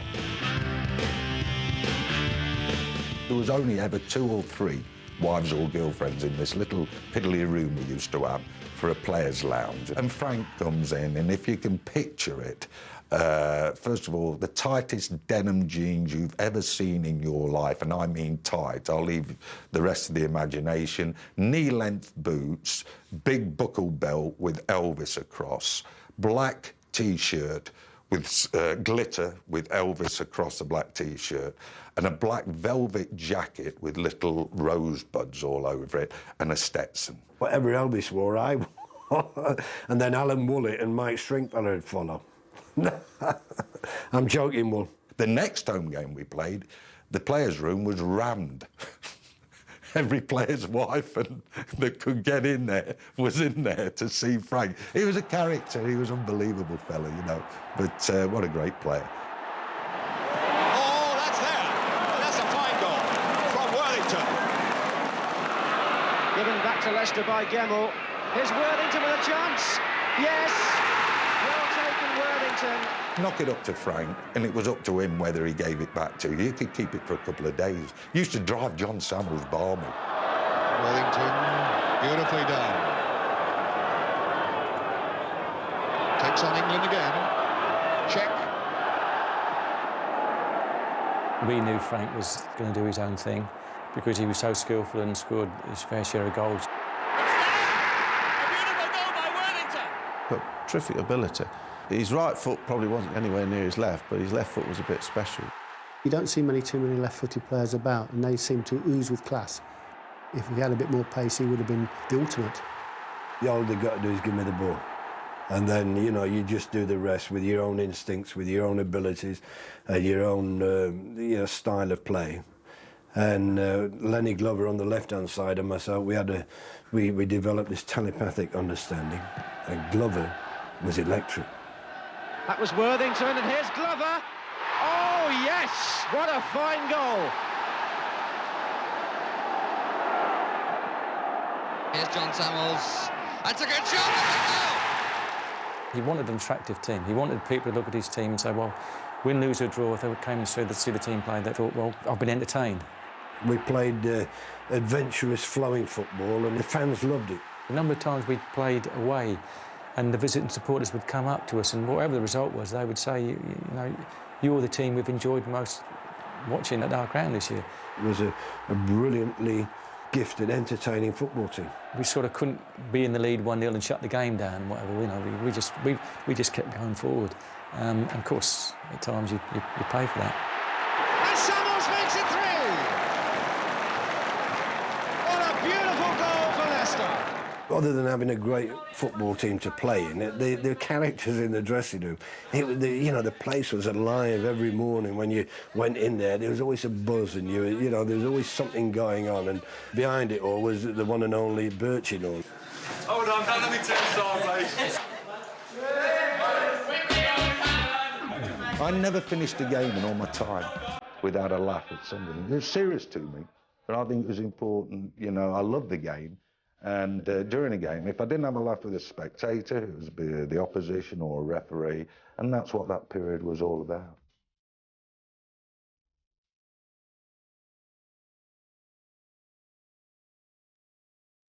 There was a fine spirit amongst the Bloomfield boys that often expressed itself on the pitch, but they were actually done few favours by Filbert Street itself. For many years, the pitch was really bad and it didn't really suit us, you know, especially the double-decker end. It got very, very heavy, and it was like, we had a point when it was like a beach, you know, the pitch was that heavily sanded.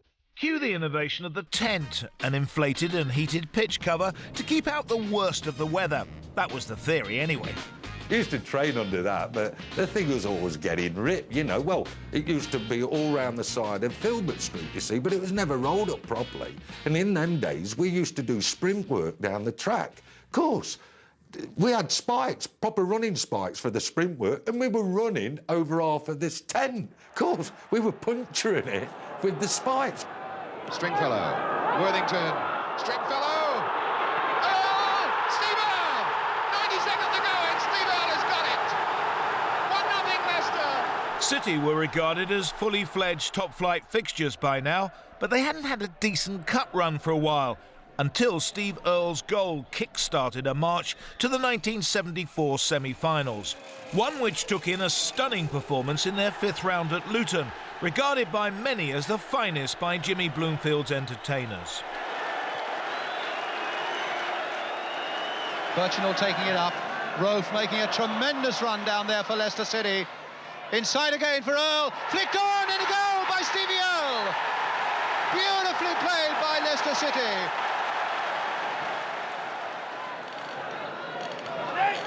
Birchinall's jump, Worthington's stretch, and Glover now in possession for Leicester. There's the cross again, and yes, it's Steve Earle, the number 2. And that could indeed be the killer goal. Weller cutting it out for Leicester. Worthington's in the middle waiting for him. And Weller got it across, and Worthington went in! 3-0!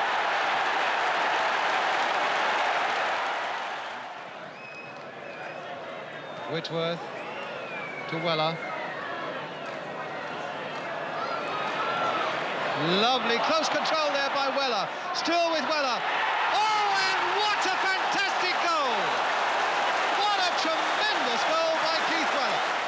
Leicester players who played with him and supporters who watched him would definitely have Keith in the top 5 outfield players. Weller! Oh, yes! Oh, what a smashing goal! Weller, what a good player this man is. Beautiful stuff. You don't see those players now. Dribbler, you know, could dribble and beat people, you know, and go past people. He had this gift of just riding tackles and going past people. He had everything, you know, pace, quick, score goals. Today you couldn't buy Keith, I don't think. He was most probably the closest to sort of Georgie Best of Leicester. Chip for Weller. Yes! I missed the quarter-final against QPR, and a little guy called Joey Waters came in and scored 2 great goals. Waters! Oh, yes! Oh, yes, for the youngster! Oh! He'll remember that all his life. What a way to start your career in big-time football. Oh, he was in his own half, so he's all right. Waters again! I don't think he can possibly believe it. And surely now Leicester City in the semi-final. That's Patoshak. He got it. Keegan feeding off him. To Highway. Set up on for the cross. Toshak was deep. And it's there! In the first minute of the second half.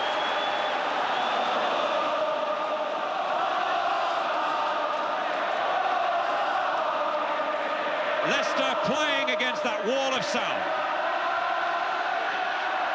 Earl, Glover, and yes, the goal stands.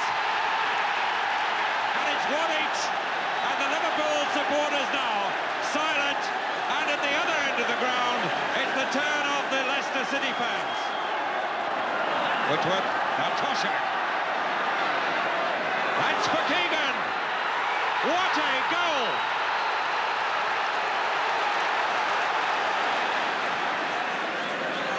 Ball back for Toshak.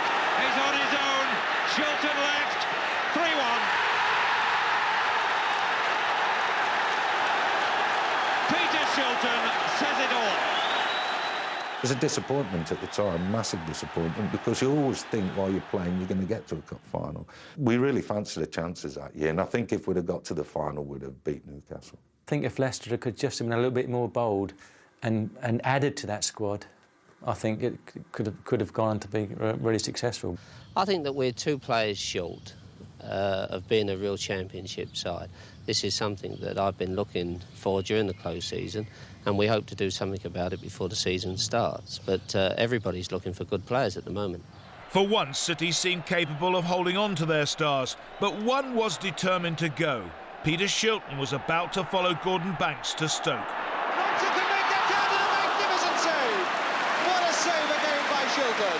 Great is bandied about quite a lot nowadays, but I think Peter Shilton was one of the great goalkeepers. Oh, and Shilton, how did he push that one round?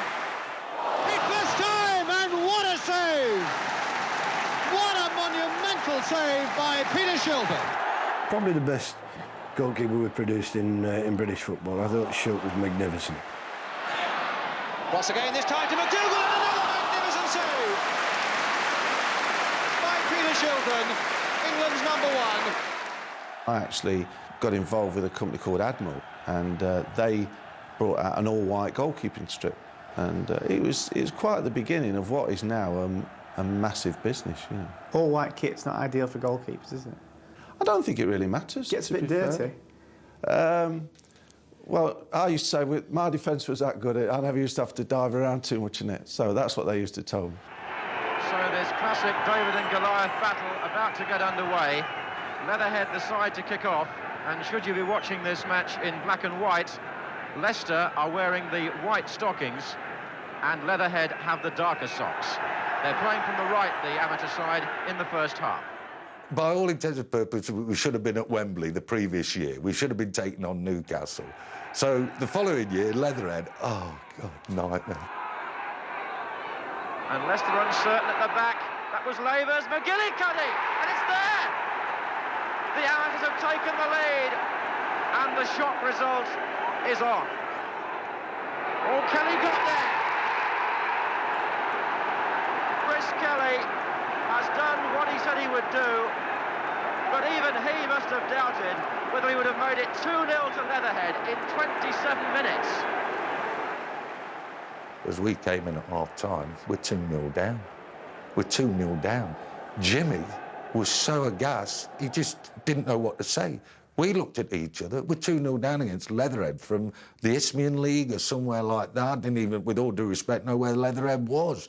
The lip was giving us lip all through the first half. And then, as we came out the second half, I saw it. I had the nightmare. The Leatherhead lip rounded Mark Wallington and only had to roll the ball into the net for 3-0 dead. Oh, my word. This could be 3 if he does the shuffle. He has, and he got back. Well, that would surely have settled it. Now, Weller, and Whitlock will go up on the right. 3 in the middle for him. Yes! Samuels!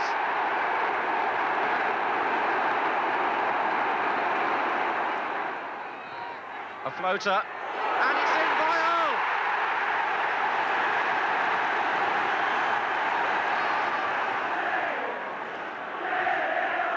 Long cross by Samuels, Worthington not marked, and it's there by Weller. The fairy tale may be over. It needed an injection. Jimmy realised that, but what it did, he brought some players in, you know. It never was quite the same again, you know. These players were great individual players in themselves. That, you know, Kemba came in, and Garland came in, and Brian Alderson came in, and a few people like that. We never seemed to recapture that thing we had for that certain period. Here's Worthington. Chipped in again towards Bob Lee. He lets it go there. Oh, and what a good goal! Scored by John Samuels. I can remember 1 or 2 people started chanting, oh, Bloomfield out, Bloomfield out. And you think, well, hang on a minute. This manager, so you keep telling us, has provided them with a very entertaining team, finished 7th in the league the previous year, and everybody, the supporters are saying what an entertaining side we were, and yet they're calling for the manager's head. And I just thought a little bit strange, and I think, in hindsight, perhaps they rued the day when he did go. It's dead right what Martin O'Neill once said to me, Birch, I'm fed up of hearing about the Bloomfield era. What did you win?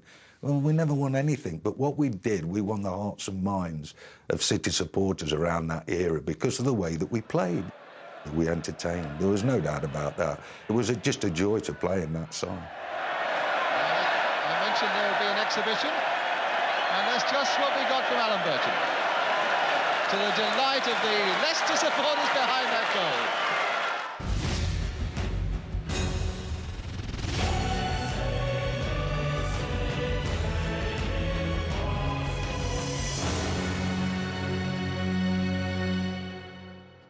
I think they have played attacking football and good attractive football, but not consistently.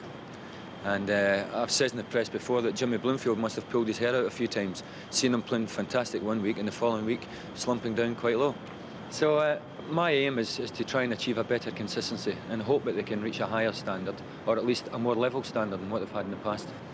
I think the biggest job of a manager is to get his players playing for him, to get a good sound system of playing, and to have players want to go out there and run through a brick wall for him almost. And not many managers achieve this. And this will be Andy King's second goal of the game, and that makes it 5-1. I think it was his first taste of management, so taking over a Premier League team as your first management job, you know, maybe found it a little bit too much, and he didn't quite get it right. Worthington was not the only favourite jettisoned by McClintock. He was certainly one of several not to be suitably replaced. Eyebrows were being raised by a purchasing policy that seemed to be bordering on panic buying. I'm collecting players at the moment. Well, there's no doubt that team had to be broken up, but I think perhaps Frank, in hindsight, would have wished he'd have just broken up a little bit slower. I would like to make Leicester a very good side, and I want to do it quickly. I mean, I'm hoping very much that I will be able to do it, but it can't come quick enough for me. Maybe Frank would have been better sticking with the team that had done reasonably well the previous year, I don't think that team would have been relegated. That's looking for Hughes. Nod down for Williams! Yes! Greeted like the winner in a cup final. Only 2 wins had been gained in 28 games at that point, and only 3 more would follow, the last coming after McClintock had resigned.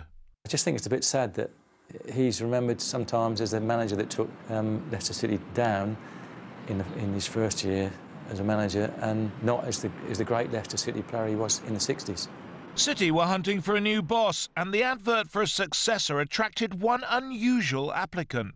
I've had 2 years' experience with a youth side. It isn't professional, no, but I've had the experience and I've taken them to the top of the league. And I feel that being female, the players can discuss their problems with you, football and other problems, much more easily. And I think they'd find in me a much more understanding manager. I quite like the idea personally of working with a woman as a manager for the first time in my life. I think I've worked with many other kinds of people and I thought this would be interesting. But unfortunately, Mrs. Brooks doesn't have any Football League experience, which is obviously essential to this particular position. And so it was on that basis that we had to unfortunately say no. But the appointment City actually made seemed even more unlikely. Jock Wallace being tempted south from Scottish treble winners Rangers. Well, it's wet and it's miserable on the day that Leicester City's footballers have been dreading for weeks, because this is the day that they have to tackle this, the hill. Indeed, one of 3 hills just outside Leicester that their new manager, Jock Wallace, has selected for some very special training. On, Crocodile! Hands off that bloody sand, come on! Keep your hands off your sand and away up. And fish all the way. Fish all the way. Come on, girl, fish! The players say you're an impressive guy, but they've never really trained like this before, they say. Well, that's their problem, eh? But this is obviously something you believe in, Jock. Well, I believe a man's superbly fit. It just depends on ability and form then. So we're cut down all the time. If you're fit, then your morale's good, your mental attitude's good, and they are in good morale and they're in good fitness at the moment. Jock Wallace has just announced you've got to do it all again. Yeah, terrific. Huh? It's all right for him staying over the far side. You think you can manage it again? Yeah, I'll have to. Come on! Go on, Dennis. Go on, Dennis. Keep your hands off the sand. Jock was terrifying in many ways. Great motivator. Great man. Very loud. Very loud, and you had to more or less lip read because you couldn't understand what he was saying. I used to hate it when he used to ring down to the laundry if they wanted anybody, because I couldn't understand what he said. I think his man management was terrific. I wouldn't describe him as tactically the best in the world after he was a goalie, for crying out loud. But he was, his organisation was basic. He got the team to run. Chase and run and pass and run, and it was exciting to watch, I thought. Christie up and scores! Trevor Christie! First goal that the Leicester fans have had to cheer for their side here this season. Looks for Henderson, early ball in, it was a good one too, Williams. Buchanan. And stand back for Peake. Yes! Andy Peake. Williams has beaten the offside trap, he's all right. He's okay. And Buchanan rams in the second goal. Nothing wrong with that one. Goodwin. Good ball, Smith. They're putting it together, and there's Buchanan with the first goal of the game. No doubt about that. Dave Buchanan. And May's coming across and scores!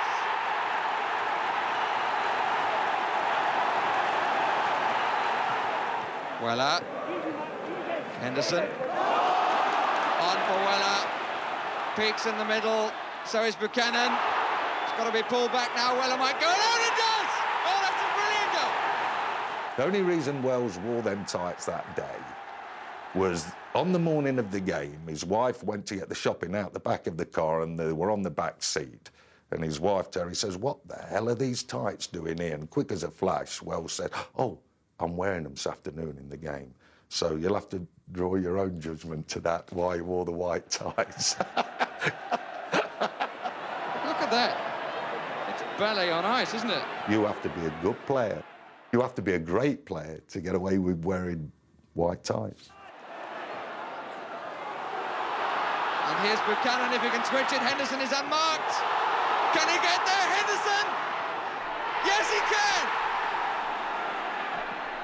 Wallace put his faith in youth and within 2 years was on the verge of promotion. The penultimate game was at home to Charlton. Well, here goes Young. Good goal! Well, that's the first real attack that Leicester have had, and they've scored. O'Neill got the touch, and Smith scores the goal. Oh, yes.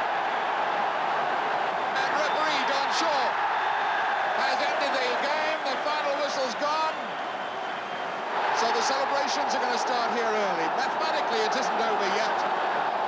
But the crowd think it is. They're pretty damn certain that Leicester are back in the First Division. A week later, and a win at Orient secured for City their 6th championship. And back in Leicester, it prompted a fantastic reception.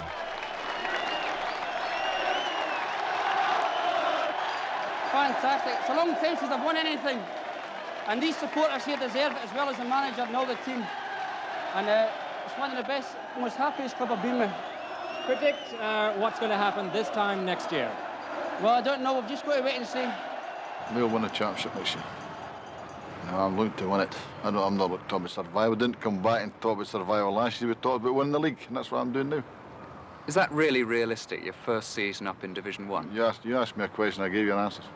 For our third game tonight, we have Leicester City against Liverpool. Leicester, a young side, average aged 21, in fact, with 2 defeats from their first 2 games. Against Liverpool, well, we all know about Liverpool. And Leicester, let's look back and reckon that they've made more chances than Liverpool. But they're still scoreless.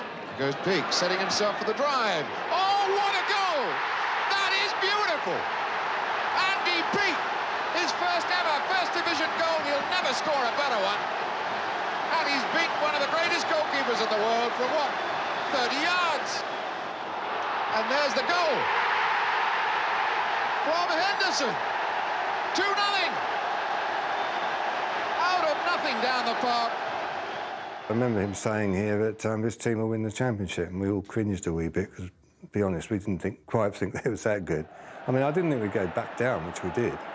Henderson to Wilson, a good ball. Lineker coming round the back.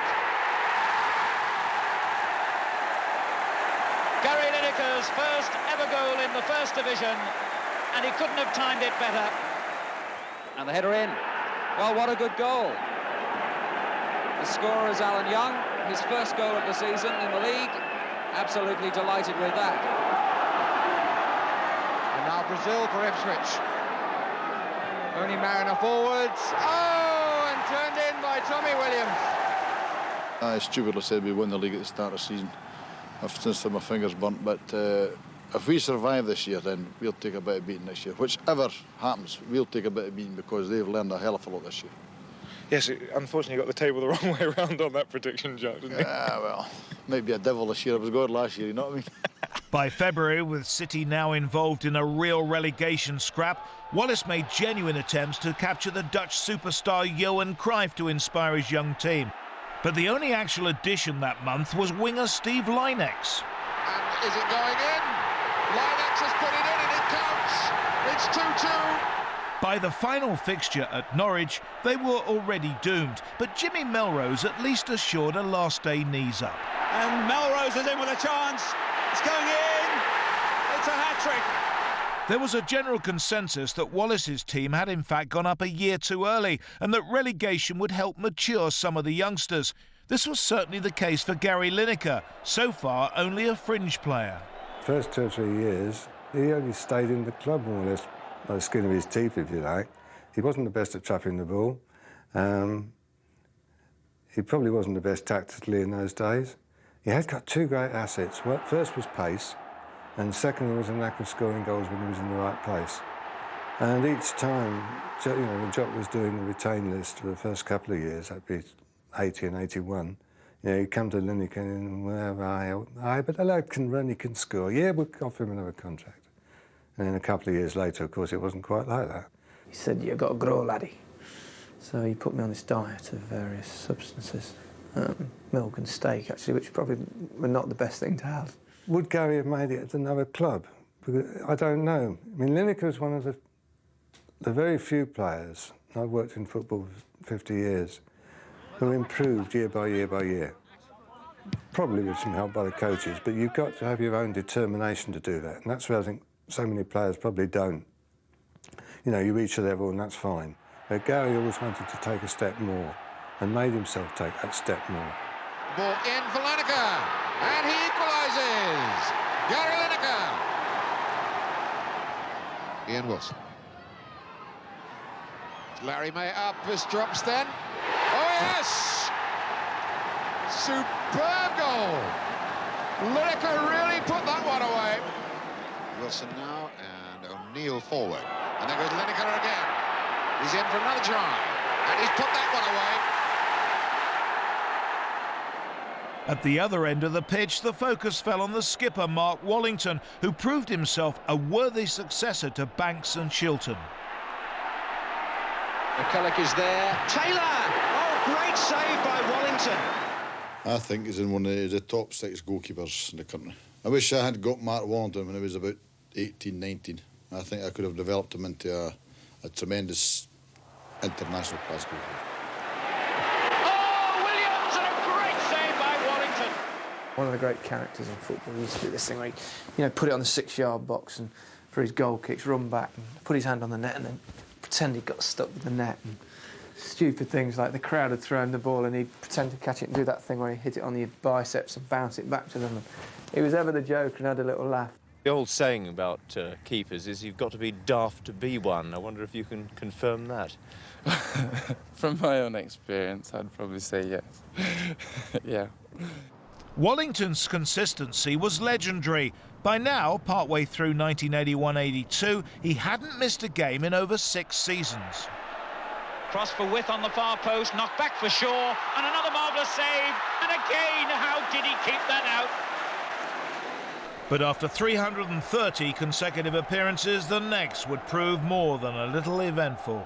That is one of those great quiz questions. Which game was 7 goals scored? It was 5-2 and 2 goalkeepers kept clean sheets. That was, of course, because Mark Wallington got injured. It was Chick Bates, man.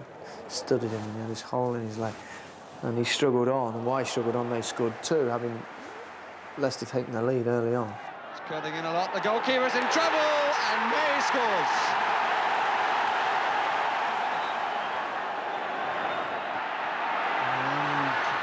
It comes down to Bates, who puts it in.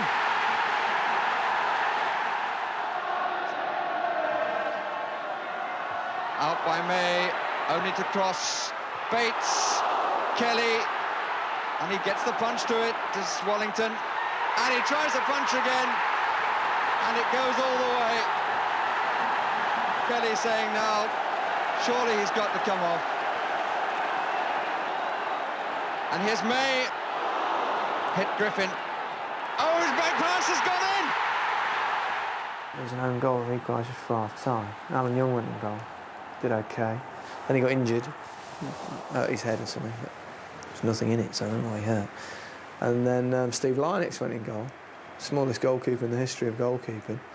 And he kept a clean sheet. And then Youngie came back on and he went back in goal. And in the meantime, we managed to stick a few more goals in at the other end. And we won 5-2. It's extraordinary. Actually, we're in the semi-finals of the Cup. Melrose, yes!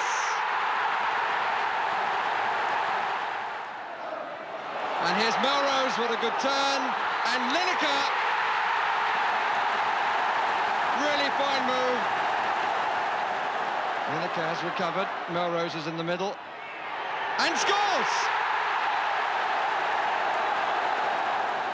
Mark, I think the first question must be, what do you think of the other goalkeepers? Well, they kept a clean sheet. They didn't concede any, so on today's performance, they're 2 goals better than me. As Mark says, we both kept a clean sheet, so if he'd come straight off, it might have been 5-0. And who's going to play in goal in the semi-final? Alan, we hope. We were a second division club, and it was a big ask against a terrific Tottenham side of, our dealers, Villa, and people like Hoddle and Crooks and Archibald. They were a bit tasty. We were very, very much second favourites. and it looked like that on the day. They were too good for us. And if Leicester's troubles weren't enough, that puts the seal on it. The strange thing about Jock was he always wanted a long contract. And he came to the board and he said, I don't feel secure, I want a longer contract. So we agreed on a 7-year contract. And we gave him a 7-year contract. Within 12 months, he'd gone. I don't know why he went back to Scotland, but he did. Failure to gain another promotion was one reason. Whatever, the man chosen to follow him was something of a contrast. You'd never find another Jock Wallace. Jock was a one-off. It took some time, if ever, to probably get accepted in the way that Jock was. You know, Jock was really a bit of a hero at Leicester, even though, you know, they'd found themselves in the wrong division. It wasn't a very popular appointment. I mean, Jock had charisma, and Gordon, he'll be the first to say, no, I haven't got that. He's got a lot of other assets, and most of the Leicester players who played for him would tell you he's the best manager they played for. One surprise inheritance for Gordon Milne was the last player signed by Jock Wallace, young striker Alan Smith. He was playing amateur and semi-pro at Alvechurch and was doing a university or college course at Coventry on languages, I think, and was a bit loath to give him up. But again, Jock, he was very persuasive, Jock, and Jock persuaded him to sign. And then, of course, poor Alan found 3 weeks later the fellow persuaded him to sign and gone. I thought, well, where does that leave me, you know? But Gordon Milne came in, and it was perfect, really, because he got rid of Alan Young, the existing centre-forward, and he promoted me. I scored a hat-trick in a pre-season friendly, and I was straight in from the start. He's a big target man, and for his size, he's got a great first touch. I think this is probably his biggest asset. I think we do combine well together because I tend to be, the ball played up to me, I hold it, and Gary runs off. And as he says, I have won quite a few balls in the air to knock onto him, and he uses his speed, and that's one of his main strengths, his speed. They were both similar personalities, studious, prepared to listen, prepared to learn and wanted to be better, wanted to improve themselves. They developed into a twosome that was as good as anything in the league. The turning point of City's first season under Milne, though, was the loan signing of Coventry midfielder Jerry Daly. I think we were about 10th. We just lost to Grimsby, I can remember that. I can remember the coach trip back, which was a bit miserable. And if someone had told you then that we were going to get promoted and wouldn't lose another match, they wouldn't have believed you. But that's what happened. Something clicked at that particular time, and away we went, and came from, you know, no hopers, really, to being right in the frame. Now Smith, good ball through to Lynex. Lovely goal from Steve Lynex, who really thundered that one past John Burridge. Goes Alan Smith, Lineker, him off Dodd. Only half cleared. Oh, what a goal from Alan Smith! What a goal that was! Long one for Smith and Lineker now.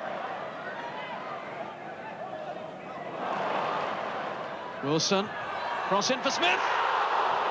Lynex! Poor John Burridge couldn't keep it out. Now Lynex picking up a splendid pass then from Bobby Smith. Still Lynex. Lineker. It's gone in off the post. Well, you can't say that Gary Lineker doesn't deserve a goal. Daly finding Lineker, pinpoint pass. Lineker again prepared to take on Dodd. Beaten him too. Daly! Magnificent finish by Jerry Daly. First time into the far corner. And that is clean a piece of finishing, as you'll see. Fulham, Leicester and Leeds are shaping up for a real set too in the closing weeks to see who joins those apparent certainties, Queen's Park Rangers and Wolves, in the First Division next season. Smith and Lineker. And now Wilson. And he scored for Leicester. Got to the end of the season, last game, and they were at Derby. We were at home to Burnley, and it was a packed house, 30,000, and a bit of a dull 0-0, really. 4 minutes of injury whistle. The crowds rush onto the field, off go the players. It's 0-0 here, and is it enough to take Leicester back into the First Division after a 2-year absence? At the end of the match, we heard that the result at the baseball ground had gone in our favour. It meant that we'd got promotion. So we came back out up onto the director's box balcony and saluting to the fans, you know, they're all on the pitch. But then the next thing we knew, there'd been an appeal by Fulham because the referee had stopped the match at Derby 2 minutes early because the fans had invaded the pitch, so that put the old champagne on ice a bit. The league announced that the result would stand, but you can always appeal against that to the FA. So although we were nearly there, we weren't quite there. And then I remember the phone rang on my desk and direct line, picked it up, Alan Bennett. Malcolm MacDonald here, Fulham. Look, Alan, I want you people at Leicester to be the first to know that we're not going to appeal. All the best in the First Division. They put the phone down. So, promotion by a point. Then Milne's side showed surprising stickability in the top division. You've got to try and give the fans hope. You know, I think we did that. I think, you know, there was something there for them to go and look at. And, you know, Gary, Allen, the combination of players. We'd players there that gave them hope. And there was players there also that would give them 100%. Oh, I say, what a cracking goal. And there's Peak. Oh, I say, he's done it again.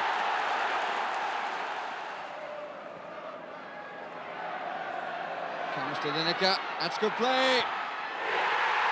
And he got it through Sherwood.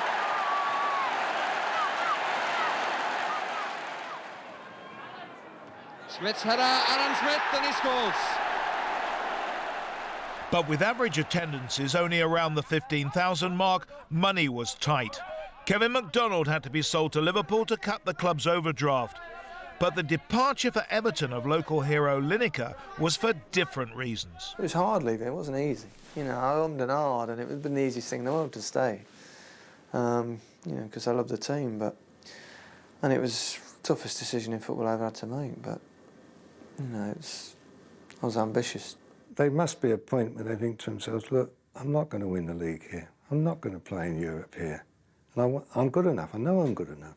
So the best player will nearly always want to move on. Moving in during 1986 was new team manager Brian Hamilton. Moving upstairs was Gordon Milne. It was my own choice, really, and you can't be at a club too long as a coach. Brian's a bubbly character, still is, and it was full of confidence and had a different approach to training and you know, had a reputation of being a motivator and getting players at it, which, you know, maybe was felt that was needed at that particular time. Anything to do with the team is to do with me, so we got to do well or else I'm in trouble. Venus left it, McAllister. That's a very good goal. Scored by Gary McAllister. Here's Osman this time, and it's gone in. 2-0 to Leicester. As I've just said to the lads, 10 out of 10, but that's only the start. From there, we bounce and we make Saturday another big day for us. Too many Saturdays, though, like this one at Everton, ended in disappointment, and again the club were unable to hold on to their star player. Top scorer Alan Smith was sold to Arsenal, yet immediately loaned back. I think the agreement is that I stay here and try and do my bit to help Leicester avoid relegation. If we avoid it before the end of the season, then, well, maybe I'll go to Arsenal then. He was quite happy to go along with it. I can think of quite a lot of players who must have said, he must be joking, you know. And he came back here, and there's another quiz question, isn't it? What Arsenal player made his debut at Highbury against Arsenal? Which is Alan Smith. I just remember warming up and that, and both sets of fans were singing my name. So I was waving there, waving there. Gary McAllister gave me a bit of a rollicking, you know, get your mind on the job, Alan, you know, you're playing for Leicester today. And I mean, I did. I didn't give less than 100%, but we got hammered 4-1 or something like that. Well, despite his best efforts, they were once more waving farewell to the first as they applauded their fans at Oxford. It was no surprise that newly sponsored City were deemed to be facing their crunch time in 1987. But as Hamilton's team continued to slide, it was he who would be doing the walking. When people like walkers throw their weight behind Leicester City Football Club, they're looking for something back, which is quite right. And let's hope that we can give them the success on the park and also maybe show the shirts at Wembley, which would be really nice. Can't get them out. There you go.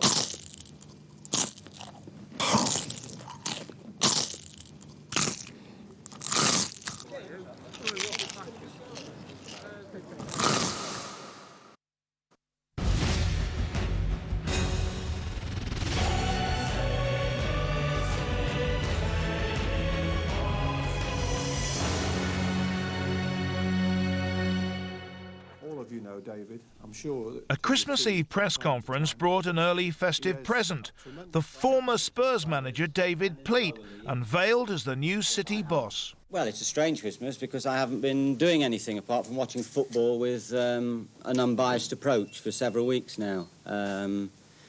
Yes, it's a happy Christmas. Points make you happy. Folk raise an eyebrow when they say, how'd you get on with David Pleat? I like him. I liked him as a person. Strange character at times, you know, but knowledge, very, very good. Tactician, very, very good. Man management, questionable, but, you know, all managers have got certain strengths and weaknesses.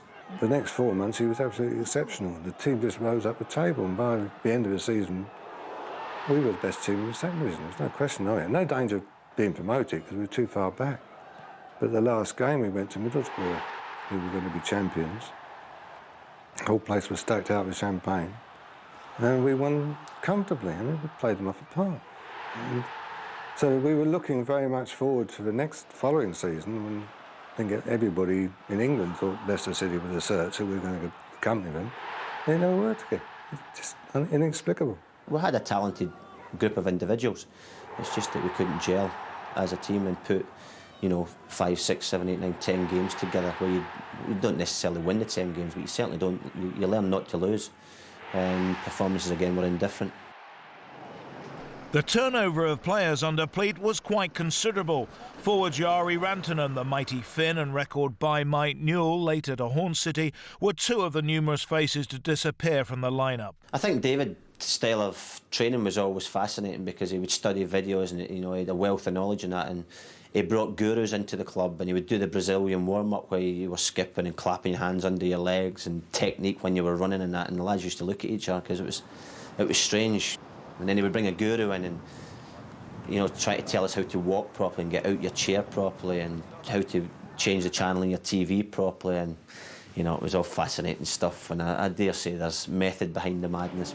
Soccerina is a bit like a cross between soccer and squash and is played in an inflated court. Players have to hit the white target area and keep the ball in play.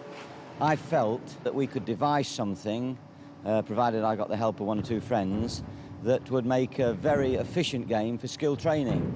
I mean, this is a super game for adjustment of the feet, quickness of mind, quickness of thought, and it can be played from 6 years old to 60-year-olds, depending on your level of fitness. Inconsistency was now almost institutionalised. Pleat's team could go down 5-4 at Newcastle one season and beat the same side by the same score the next.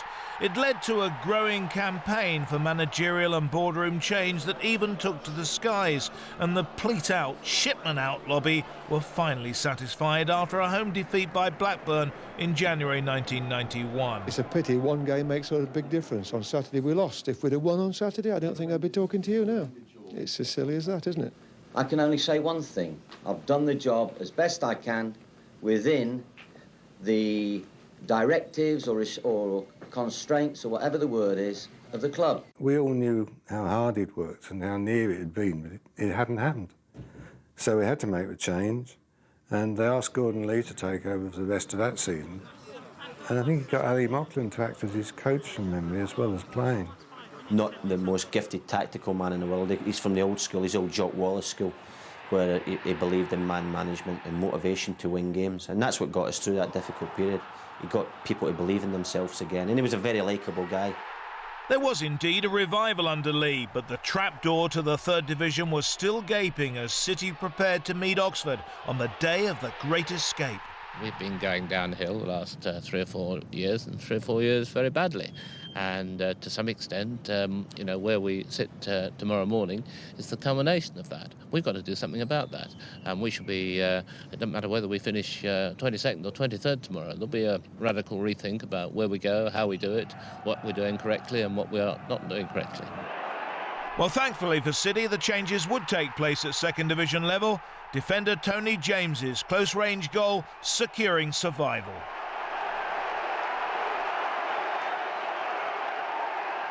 To beat Oxford at home, a lot of folk would say, well, it's not massive, but it was massive in the history of the club, and we managed to pull it off. God knows where the club would be today if we did plummet to the depths of going down a division, because it's a long way back, isn't it?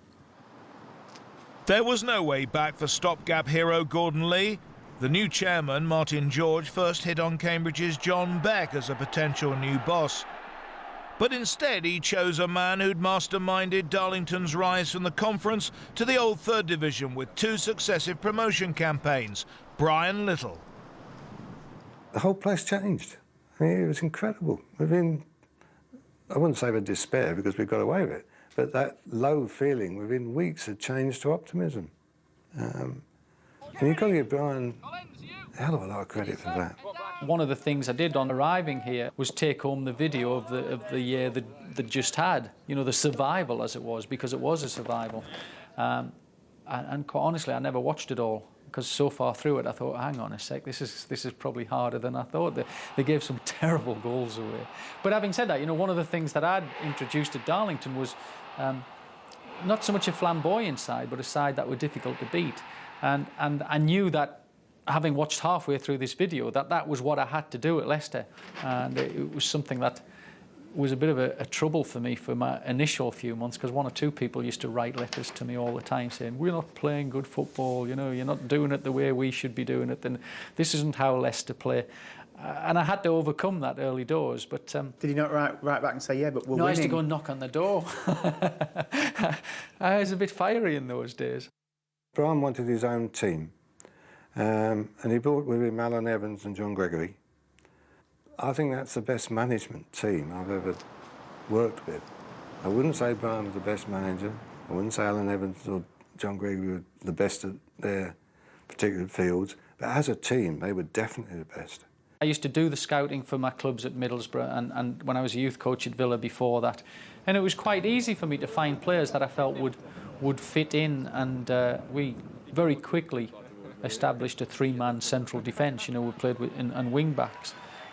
Gary Mills really loved raiding up and down the right-hand side. We got a great deal out of Gary. But Walshy was very much the stalwart of it all. Tommy Wright scored goals with the freedom we gave him. So I think changing the system, changing the mentality, got the best out of some of the players who were here. At one stage, the best looked likely to carry City to automatic promotion in 1992 after victories over promotion rivals Blackburn and then Cambridge. But a couple of severe hiccups at the end of the season, first at Charlton and then this topsy-turvy defeat by Newcastle, meant they'd have to contest the playoffs for the first time ever. Walsh's head up. Thompson, that's careless, and this is Peacock, and it's 1-0 to Newcastle. Gavin Peacock. Less than 5 minutes to go. It's a big throw. Walsh is up there. Newcastle haven't got it clear. And Walsh again. Oh, it's an equaliser. 1-1. Disaster for Kevin Keegan. Into stoppage time now. That's a huge kick from Wright. Walsh, the goal scorer, is there. Oh, can you believe it?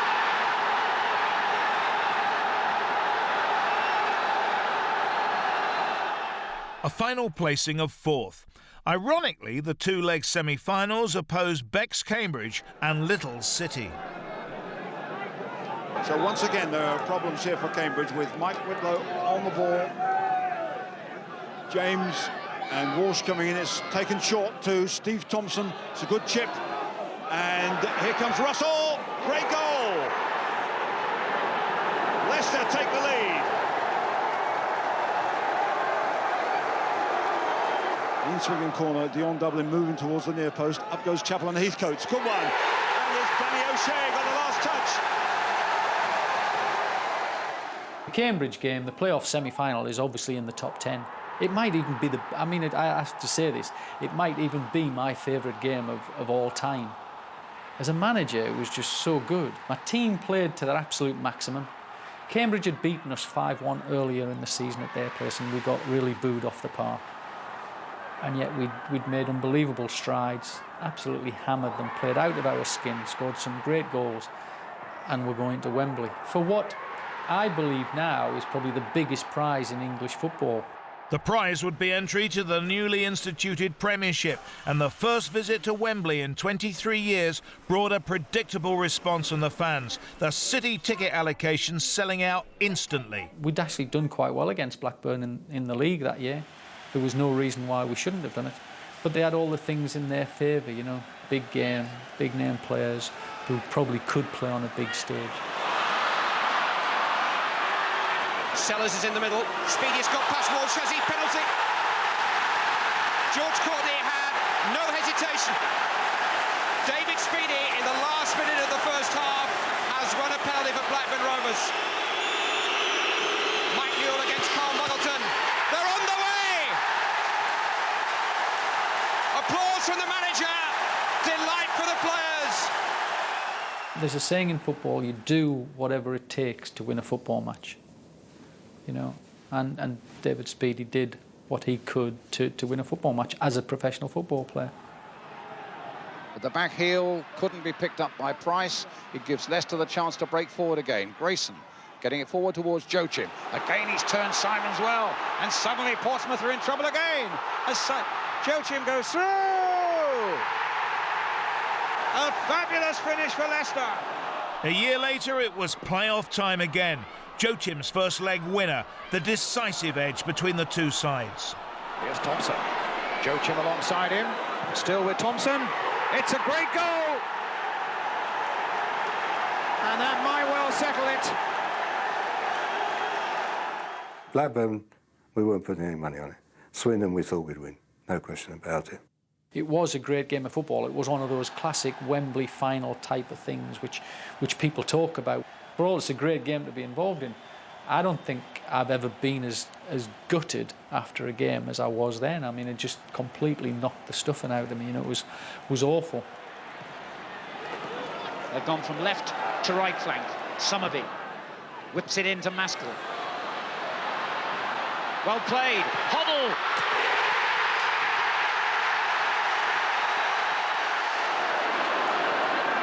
On it goes to Maskell. He's onside.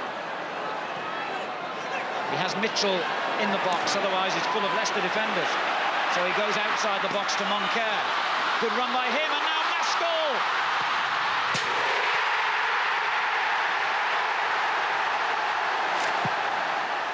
And he goes high towards Taylor. Walsh got there ahead of him, though. Moncur plays it back in again, and no offside! And Taylor has scored!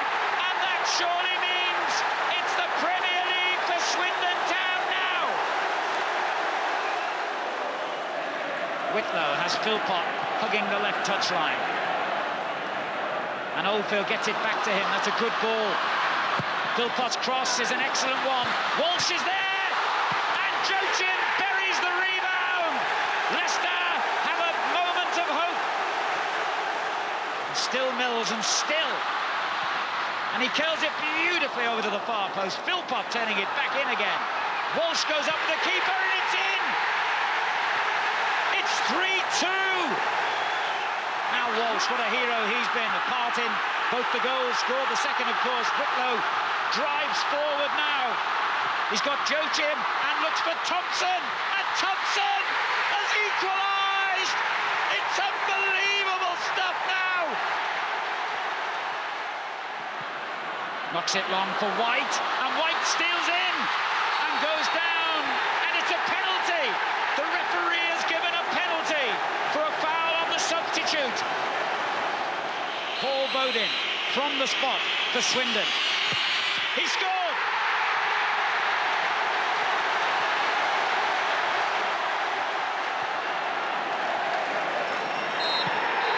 It's all over!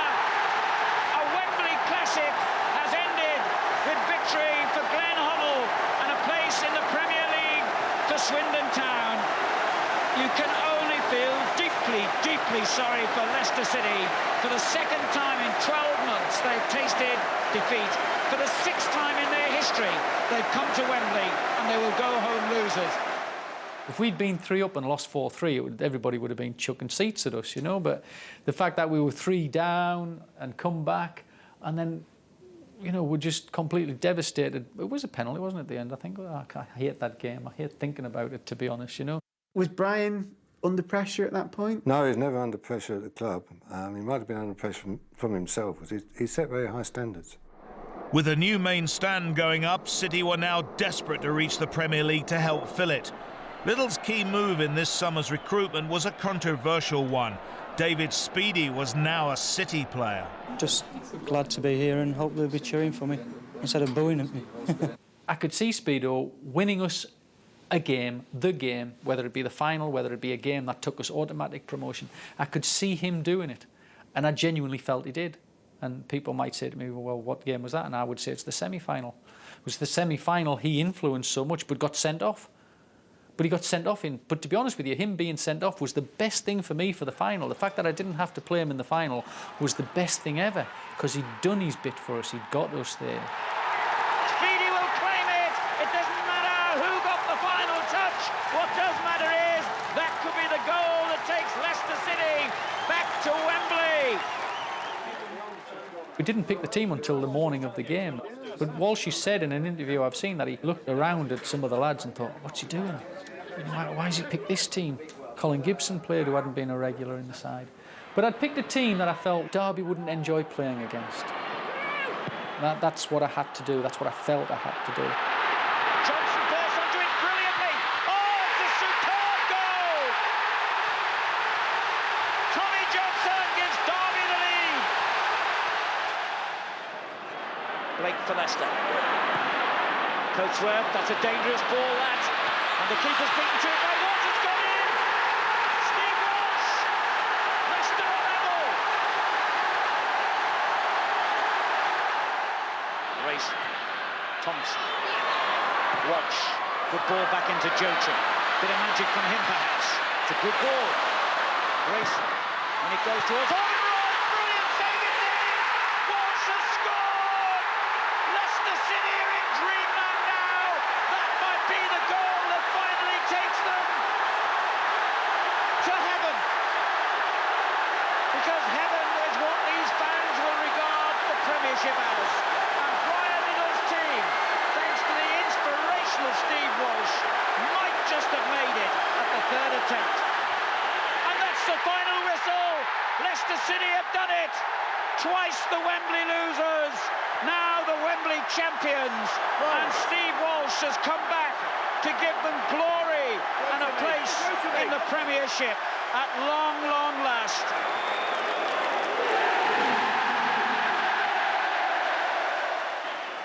It was a fitting reward to 3 unbelievable hard years' work.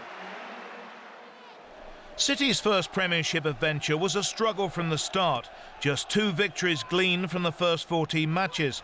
And their cause soon received a body blow when Brian Little and his coaches were tempted away by Aston Villa. It left chairman Martin George a far from happy man. He was threatening legal action. People feel very let down, and they're entitled to demonstrate that feeling. Do you still feel let down? I just don't like to see people break contracts. Where is that going now? We are considering all the options. We shall have a look at all the evidence that there is, some still being gathered, and we shall then make a decision on that basis. The question now was, who would be offered the next managerial contract?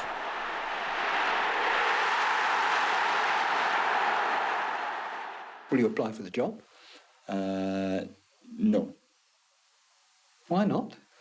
I don't feel I have to apply for the job. But you would take it if it was offered? I didn't say that. The names being thrown into the hat as possible replacements include Ron Atkinson, surely too expensive, sacked by Villa, of course, John Beck, now at Preston, and the Wycombe Wanderers boss, Martin O'Neill. He's very much the favourite tonight. But it was City's turn for a spot of seduction. Mark McGee tempted away from Reading. You don't walk into a place and have instant respect. It's how you perform that job. We play a passing game, but I believe we play it with pace and with power. That's what we'll be trying to achieve here. We'll initially try it with the squad of players that we've got here at the moment. If we can't do it with them, we will change it. But we'll be giving everyone that's at the club at the moment, and I mean everyone, because I'm starting with a clean slate, the opportunity to prove to me that they can do it. Even though McGee insisted on a more purist passing style of football, his side couldn't bridge the already substantial gap between the Premiership and the rest of the league. Oh, an inch! Oh, it definitely is ending on a high. Paulins makes it 4. City were down again. By December the following season, the managerial merry-go-round was up and running again.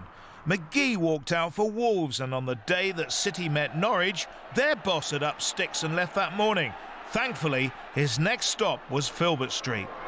That's a terrible ball. Heskey's in. And Heskey scored.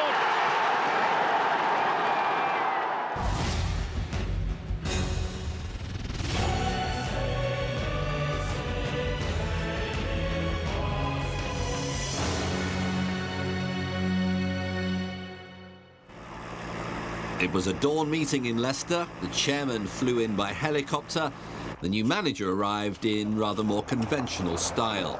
Things have certainly happened quickly. O'Neill only resigned from Norwich City on Sunday.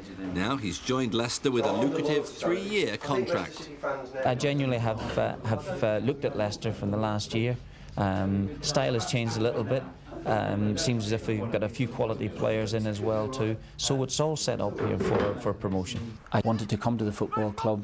I thought I could make things happen. It must have been terribly frustrating for the fans because we didn't win for about 10 matches in the league. But the fact is that my complaint was that 13 weeks into the job, before the crowd just turned on me, I didn't think was long enough really.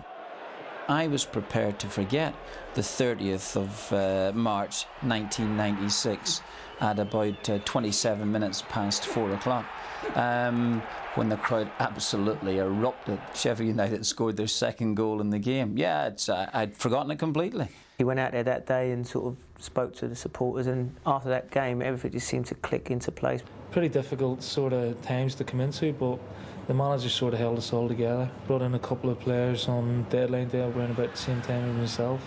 You know, Lennon is sort of a half well-known story that he went up to his digs in Crewe and wrote down the terms on the back of a pizza box, and yeah, what do you think of that? And Neil thought, OK, and he was in the throes of going to Coventry apparently. He produced players from lower division and made them into stars. When he said that he wanted Muzzy Izzet, I said, Christ, who's Muzzy Izzet? Watched Chelsea reserves to him blue in the face, but I thought that Izzet was top quality. I thought he could do it. It was at a time in my career where I was at Chelsea and not basically going anywhere, and I just needed a change, and you know, Martin gave me that opportunity, and no, I haven't looked back since. O'Neill's other significant signing was striker Steve Claridge from Birmingham City. His goals would prove crucial in the run-in as Leicester finally found their form with a late dash for the playoffs. And that's a good-looking cross. Robin goes up, away by Wise, and back again, they've scored! Leicester City take the lead, and would you believe it? The goal comes from Muzzy Izzet. We've got into the playoffs. We've had a fantastic run at the end. Voice has gone completely. And you play Stoke next week at home in the first leg. Stoke. Listen, it can go any way as well too. We know that there, but it's delightful to be there. Leicester have got the best scoring record away from home in the division, and it's they who won the attack first, with Heskey trying to get into a shooting position here and getting the ball across to Parker. Parker has scored! Martin O'Neill's decision to restore Gary Parker to the Leicester team has paid off handsomely. I'd started to get a rapport with some of the players, Gary Parker in particular, who was big influence in the dressing room. He was a character. He was always up to something. You couldn't turn your back on him.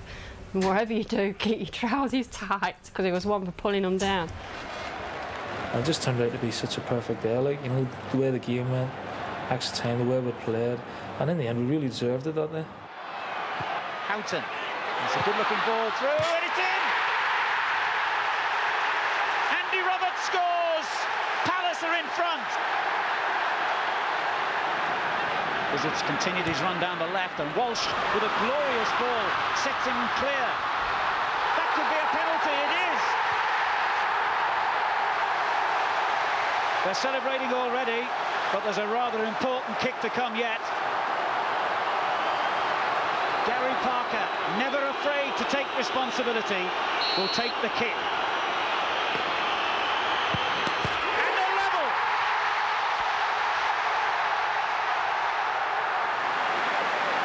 Callagh says, look, I am the king when it comes to penalty shootouts. You get me on there and I'll win you this match. About 6.5 seconds left to the game. Zelko went onto the field, putting his gloves on, said, "Don't worry, I'll win it for you." And, you know, to this day, that some of the Crystal Palace players say that they were actually disturbed by the substitution taking place and lost a little bit of concentration. That could be the winner from Claridge. It is! Stevie Claridge has given Leicester a place in the Premiership. And Martin O'Neill's masterstroke, in the most unexpected way, has paid off. And the man he signed for £1 million has scored a goal that's worth a lot more than that. It's just a perfect end. I thought that early John thought, oh, it'd be nice to get a goal. They just forgot about it.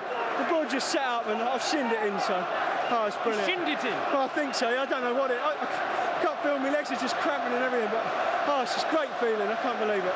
Best feeling in the world. Couldn't have written a better script.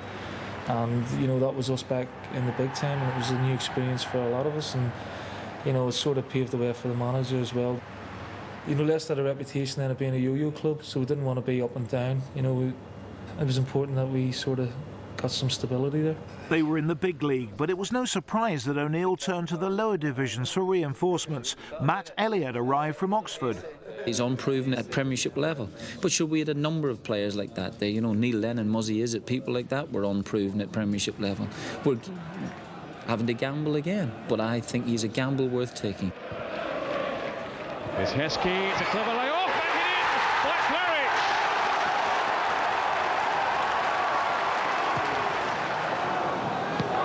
Little ball for Heskey.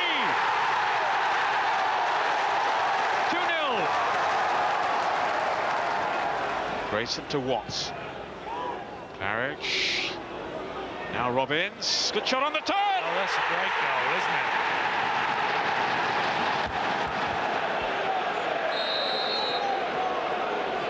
Parker with a free kick. It's towards Grayson, it's in! An equaliser from Simon Grayson. And it has been coming.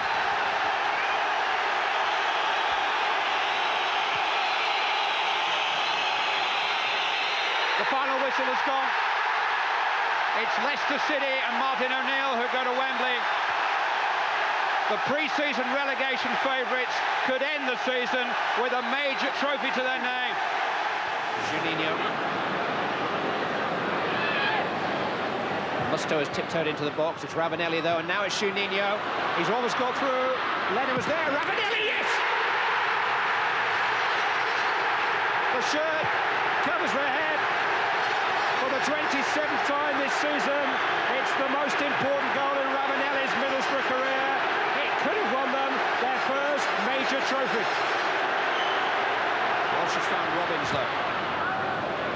Charged down by Pearson. Robbins in there again. Still a chance. Walsh is there. Heskey's there. Hit the bar. Claridge. Heskey, yes. Leicester City, with 2.5 minutes to spare, are back on terms. They just will not lie down. Spirit, they have it by the lorry load. Parker with a free kick. Walsh is forward. Walsh run it. It's Claridge. It's in.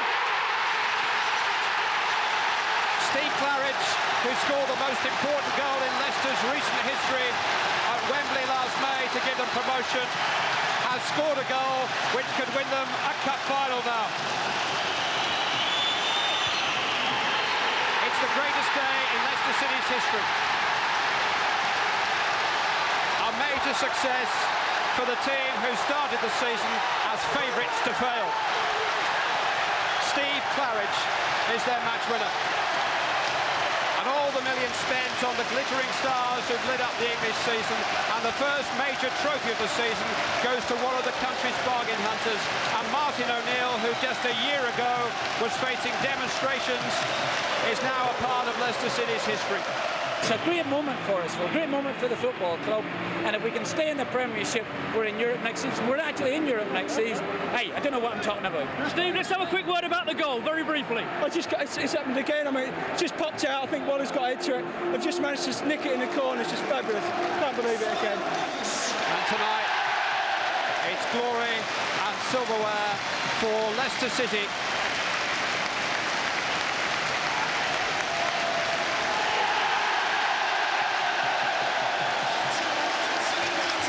Encouragement for every club in the country who is not made of money. To win a major honour league with a club with the stature of Leicester was fantastic. Plus, it was a gateway into Europe for us as well, and that was in the space of a year. To take the game up to Hillsborough and win there was a wonderful thing, absolutely terrific. But in the back of your mind, you just couldn't really let go in terms of celebration. It was there. You didn't want to win a competition and be relegated, and despite us ending up finishing 9th that particular year, it was right in the balance to the second last game. And Sheffield Wednesday, when we won that evening and victory was secured and so was our Premiership place, then that was the first time that you could really think about celebrating. The players sort of thrived and bloomed, themselves through that period, really, because it was a time when everything came together, and then probably, in recent history, it's probably the club's best period. I don't think any team fancied playing against us. We was just a horrible team to play against. We had a lot of big blokes, nasty players, and we just worked hard for each other. And like I say, if you've got 11 players that are willing to sort of work hard for each other, you find it hard against them. When we attack with a lot of zest. And I thought, particularly at Filbert Street, we were quite an exciting team at times to watch, although we were hard to beat.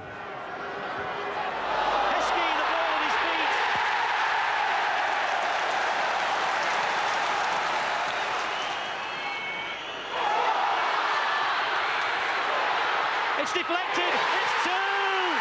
It's Elliott! Gary Parker has placed it. Walsh arrives. Yes! Yes! Would you believe it? Oh, it's 3-3! Any side that played us, as Alex Ferguson often mentioned, knew that they were in a game. They knew that it was going to be bad. They knew that they wouldn't lie down, and they knew that they would keep going and that they would press on. And what we were trying to do, we were trying to win football games in order to give us a chance to build a side. Marshall! Another headed goal for Leicester! O'Neill's unique style and the success it brought made him a manager in demand. In October 1998, Leeds United tried to lure him away, and it was a tempting offer. On an emotional night at Filbert Street, the crowd and the team let their feelings.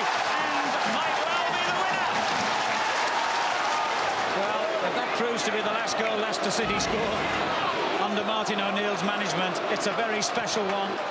That was a big moment because if there were any decisions to be made, that the crowd's reaction that evening made my mind up about anything and everything, and it was a night that made you actually very proud to be the manager of the football club. He's a winner. He leaves no room for complacency. He demands the best from his players, but he treats his players with total respect, and I think that's reciprocated from his players. He just has that sort of charisma that you want to go out and play for him, and he has that knack of bringing the best out of players. We love to see the enthusiasm from him. If you look around and saw him gesticulating at people or getting involved with a referee or egging other players on, and that inspired us, I think, as well. The minute that I sit back dispassionately about it, then maybe it's the time to think about some other profession. That does not mean as I get older that I should just go and wise up, really, and get a bit of sense to myself and stop this silly jumping up and down there. Act my age, not my size. Goppy's free kick. Elliott's up there. Away as far as Savage, who declines the chance to cross instantly. Gives it instead to Lennon. Lennon with a clever ball. Cotty's in there! It's another absolutely splendid finish. His third of the time from Tony Cottee, and it just gives Leicester the tiniest glimpse of Wembley. Twice in 3 years Leicester had reached the League Cup final, but this time there was only heartache as Alan Nielsen's dramatic winner gave Spurs victory. It was a bitter blow, but the club made amends just 12 months later, proving their status as Cup Kings. Now it's Muzzy, is it? Savage again. Only Elliott in the box for Leicester, but he has a real presence. Oh! It's a super goal from Matt Elliott.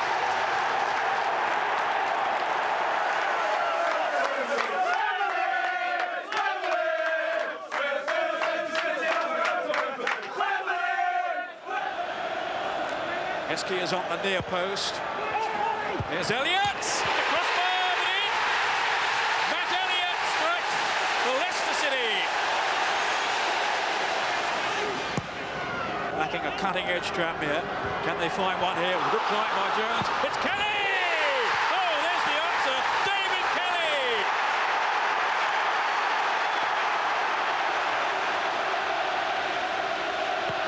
Guppy now with the corner. It's Elliott! And they're back in front. Tranmere's joy is short-lived, and it's Elliott again. Magical moments, really. Bit of recognition for the club, and it was a great time afterwards. And celebrating with the family, and Mum and Dad were there, and Dad couldn't believe it. He was shaking his head in disbelief. Quite what was going on. Like his son scoring a winning goal in a Wembley Cup final didn't quite sink in with him, but brilliant times, yeah. What a day for the players, what a day for the supporters as well. The Worthington Cup winners, and my word, have they earned it. It was one of the best sides that we had in my time there. And I think it was the following Sunday we played Sunderland, and we had Stan Collymore playing centre forward alongside Emile. We had the midfield, which was really strong, competitive, and could play, like Izzet, Lennon and Savage. And we were strong at the back, and we hammered Sunderland 5-2 in the game. It was a ferociously strong team and absolutely full of talent. A goal for Collymore again. Leicester's a counter-attack, and that's shaping up here with Heskey. Can he present Collymore with the hat-trick? Yes, is the answer. Stan Collymore, a hat-trick on his home debut for Leicester City. Hicks does, there's a deflection on that, and it's 5. The gaffer felt then that was the makings of a really, really good team. But then 2-3 weeks later we lost Emile for 11 million to Liverpool. And it's just a shame because that team could have gone a long way, I thought. Before Martin went, he said, I don't see why we can't move on to another level, to the sort of level that Leeds United were at that stage. That was his intention, but sadly for us, Celtic turned up. The offer from Celtic came right out of the blue. I've often said before, coming to Celtic took about a second and a half. Leaving Leicester was exceptionally difficult, and I remember it with great fondness, a lot of sadness, to be perfectly honest. And it was not easy. He's a very loyal man. He didn't let anyone down here. You know, you can't say he went back on his word at all. He did everything and more at this club, and you know, perhaps it was the right time. It was never going to be easy replacing a legend, but they found another inspirational coach in Peter Taylor. Fresh from guiding Gillingham to playoff glory, he made an impressive start at Filbert Street.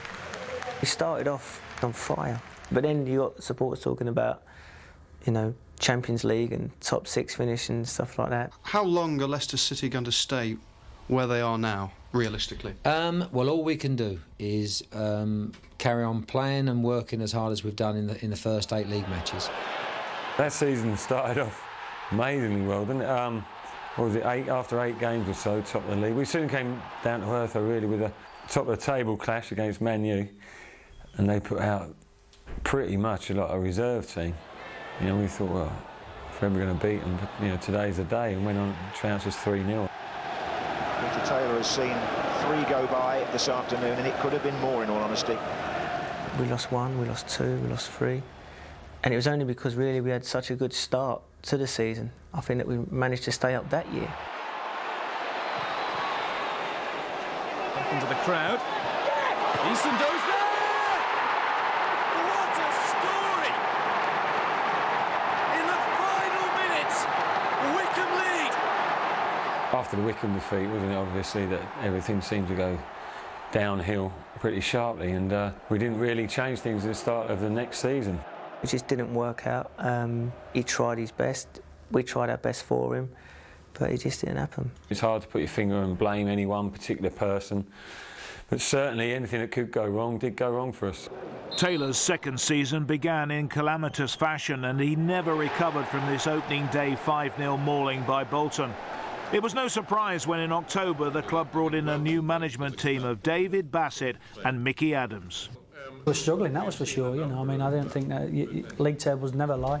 Harry believed that we'd got an half-decent squad, but it became quickly apparent, really, that the squad of players was playing without confidence, without belief, and it would be a very, very difficult job to save them. I mean, I don't think any manager could have done any more than Dave Bassett did that year.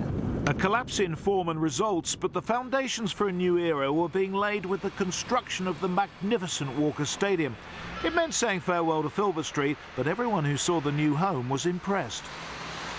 I think it's looking very good, yes, quite excited about it. We've already booked our season tickets for next year. I'm looking forward to next season. I'm quite positive, actually. I think it's a good thing in a way. It's like a new beginning. Yeah, relegation in your last season at Filbert Street, it's been the club's home for years, is a terrible way to end it all, but they were cheering and shouting and already encouraging for next season. There was a tremendous atmosphere around the place, a great deal of sorrow from the fans, not least the older fans who'd remembered Filbert Street and some great nights and some great days there. But ultimately you've got to move on, and I think that there was a realism amongst everybody that we've got to move on to progress. I was sorry to see Filbert Street go, a lot of people were, and I suppose, to be honest, if it had been left to me, I probably would have redeveloped the Burnmore Street side and we'd still be at Filbert Street. You can't be right all the time, can you?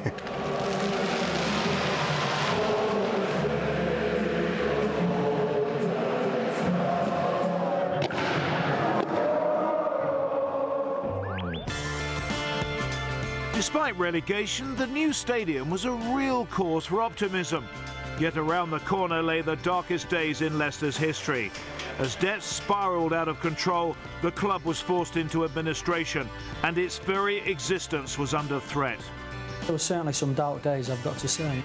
I was involved in meetings, really, that other football managers, you know, wouldn't dream of taking part in their football club.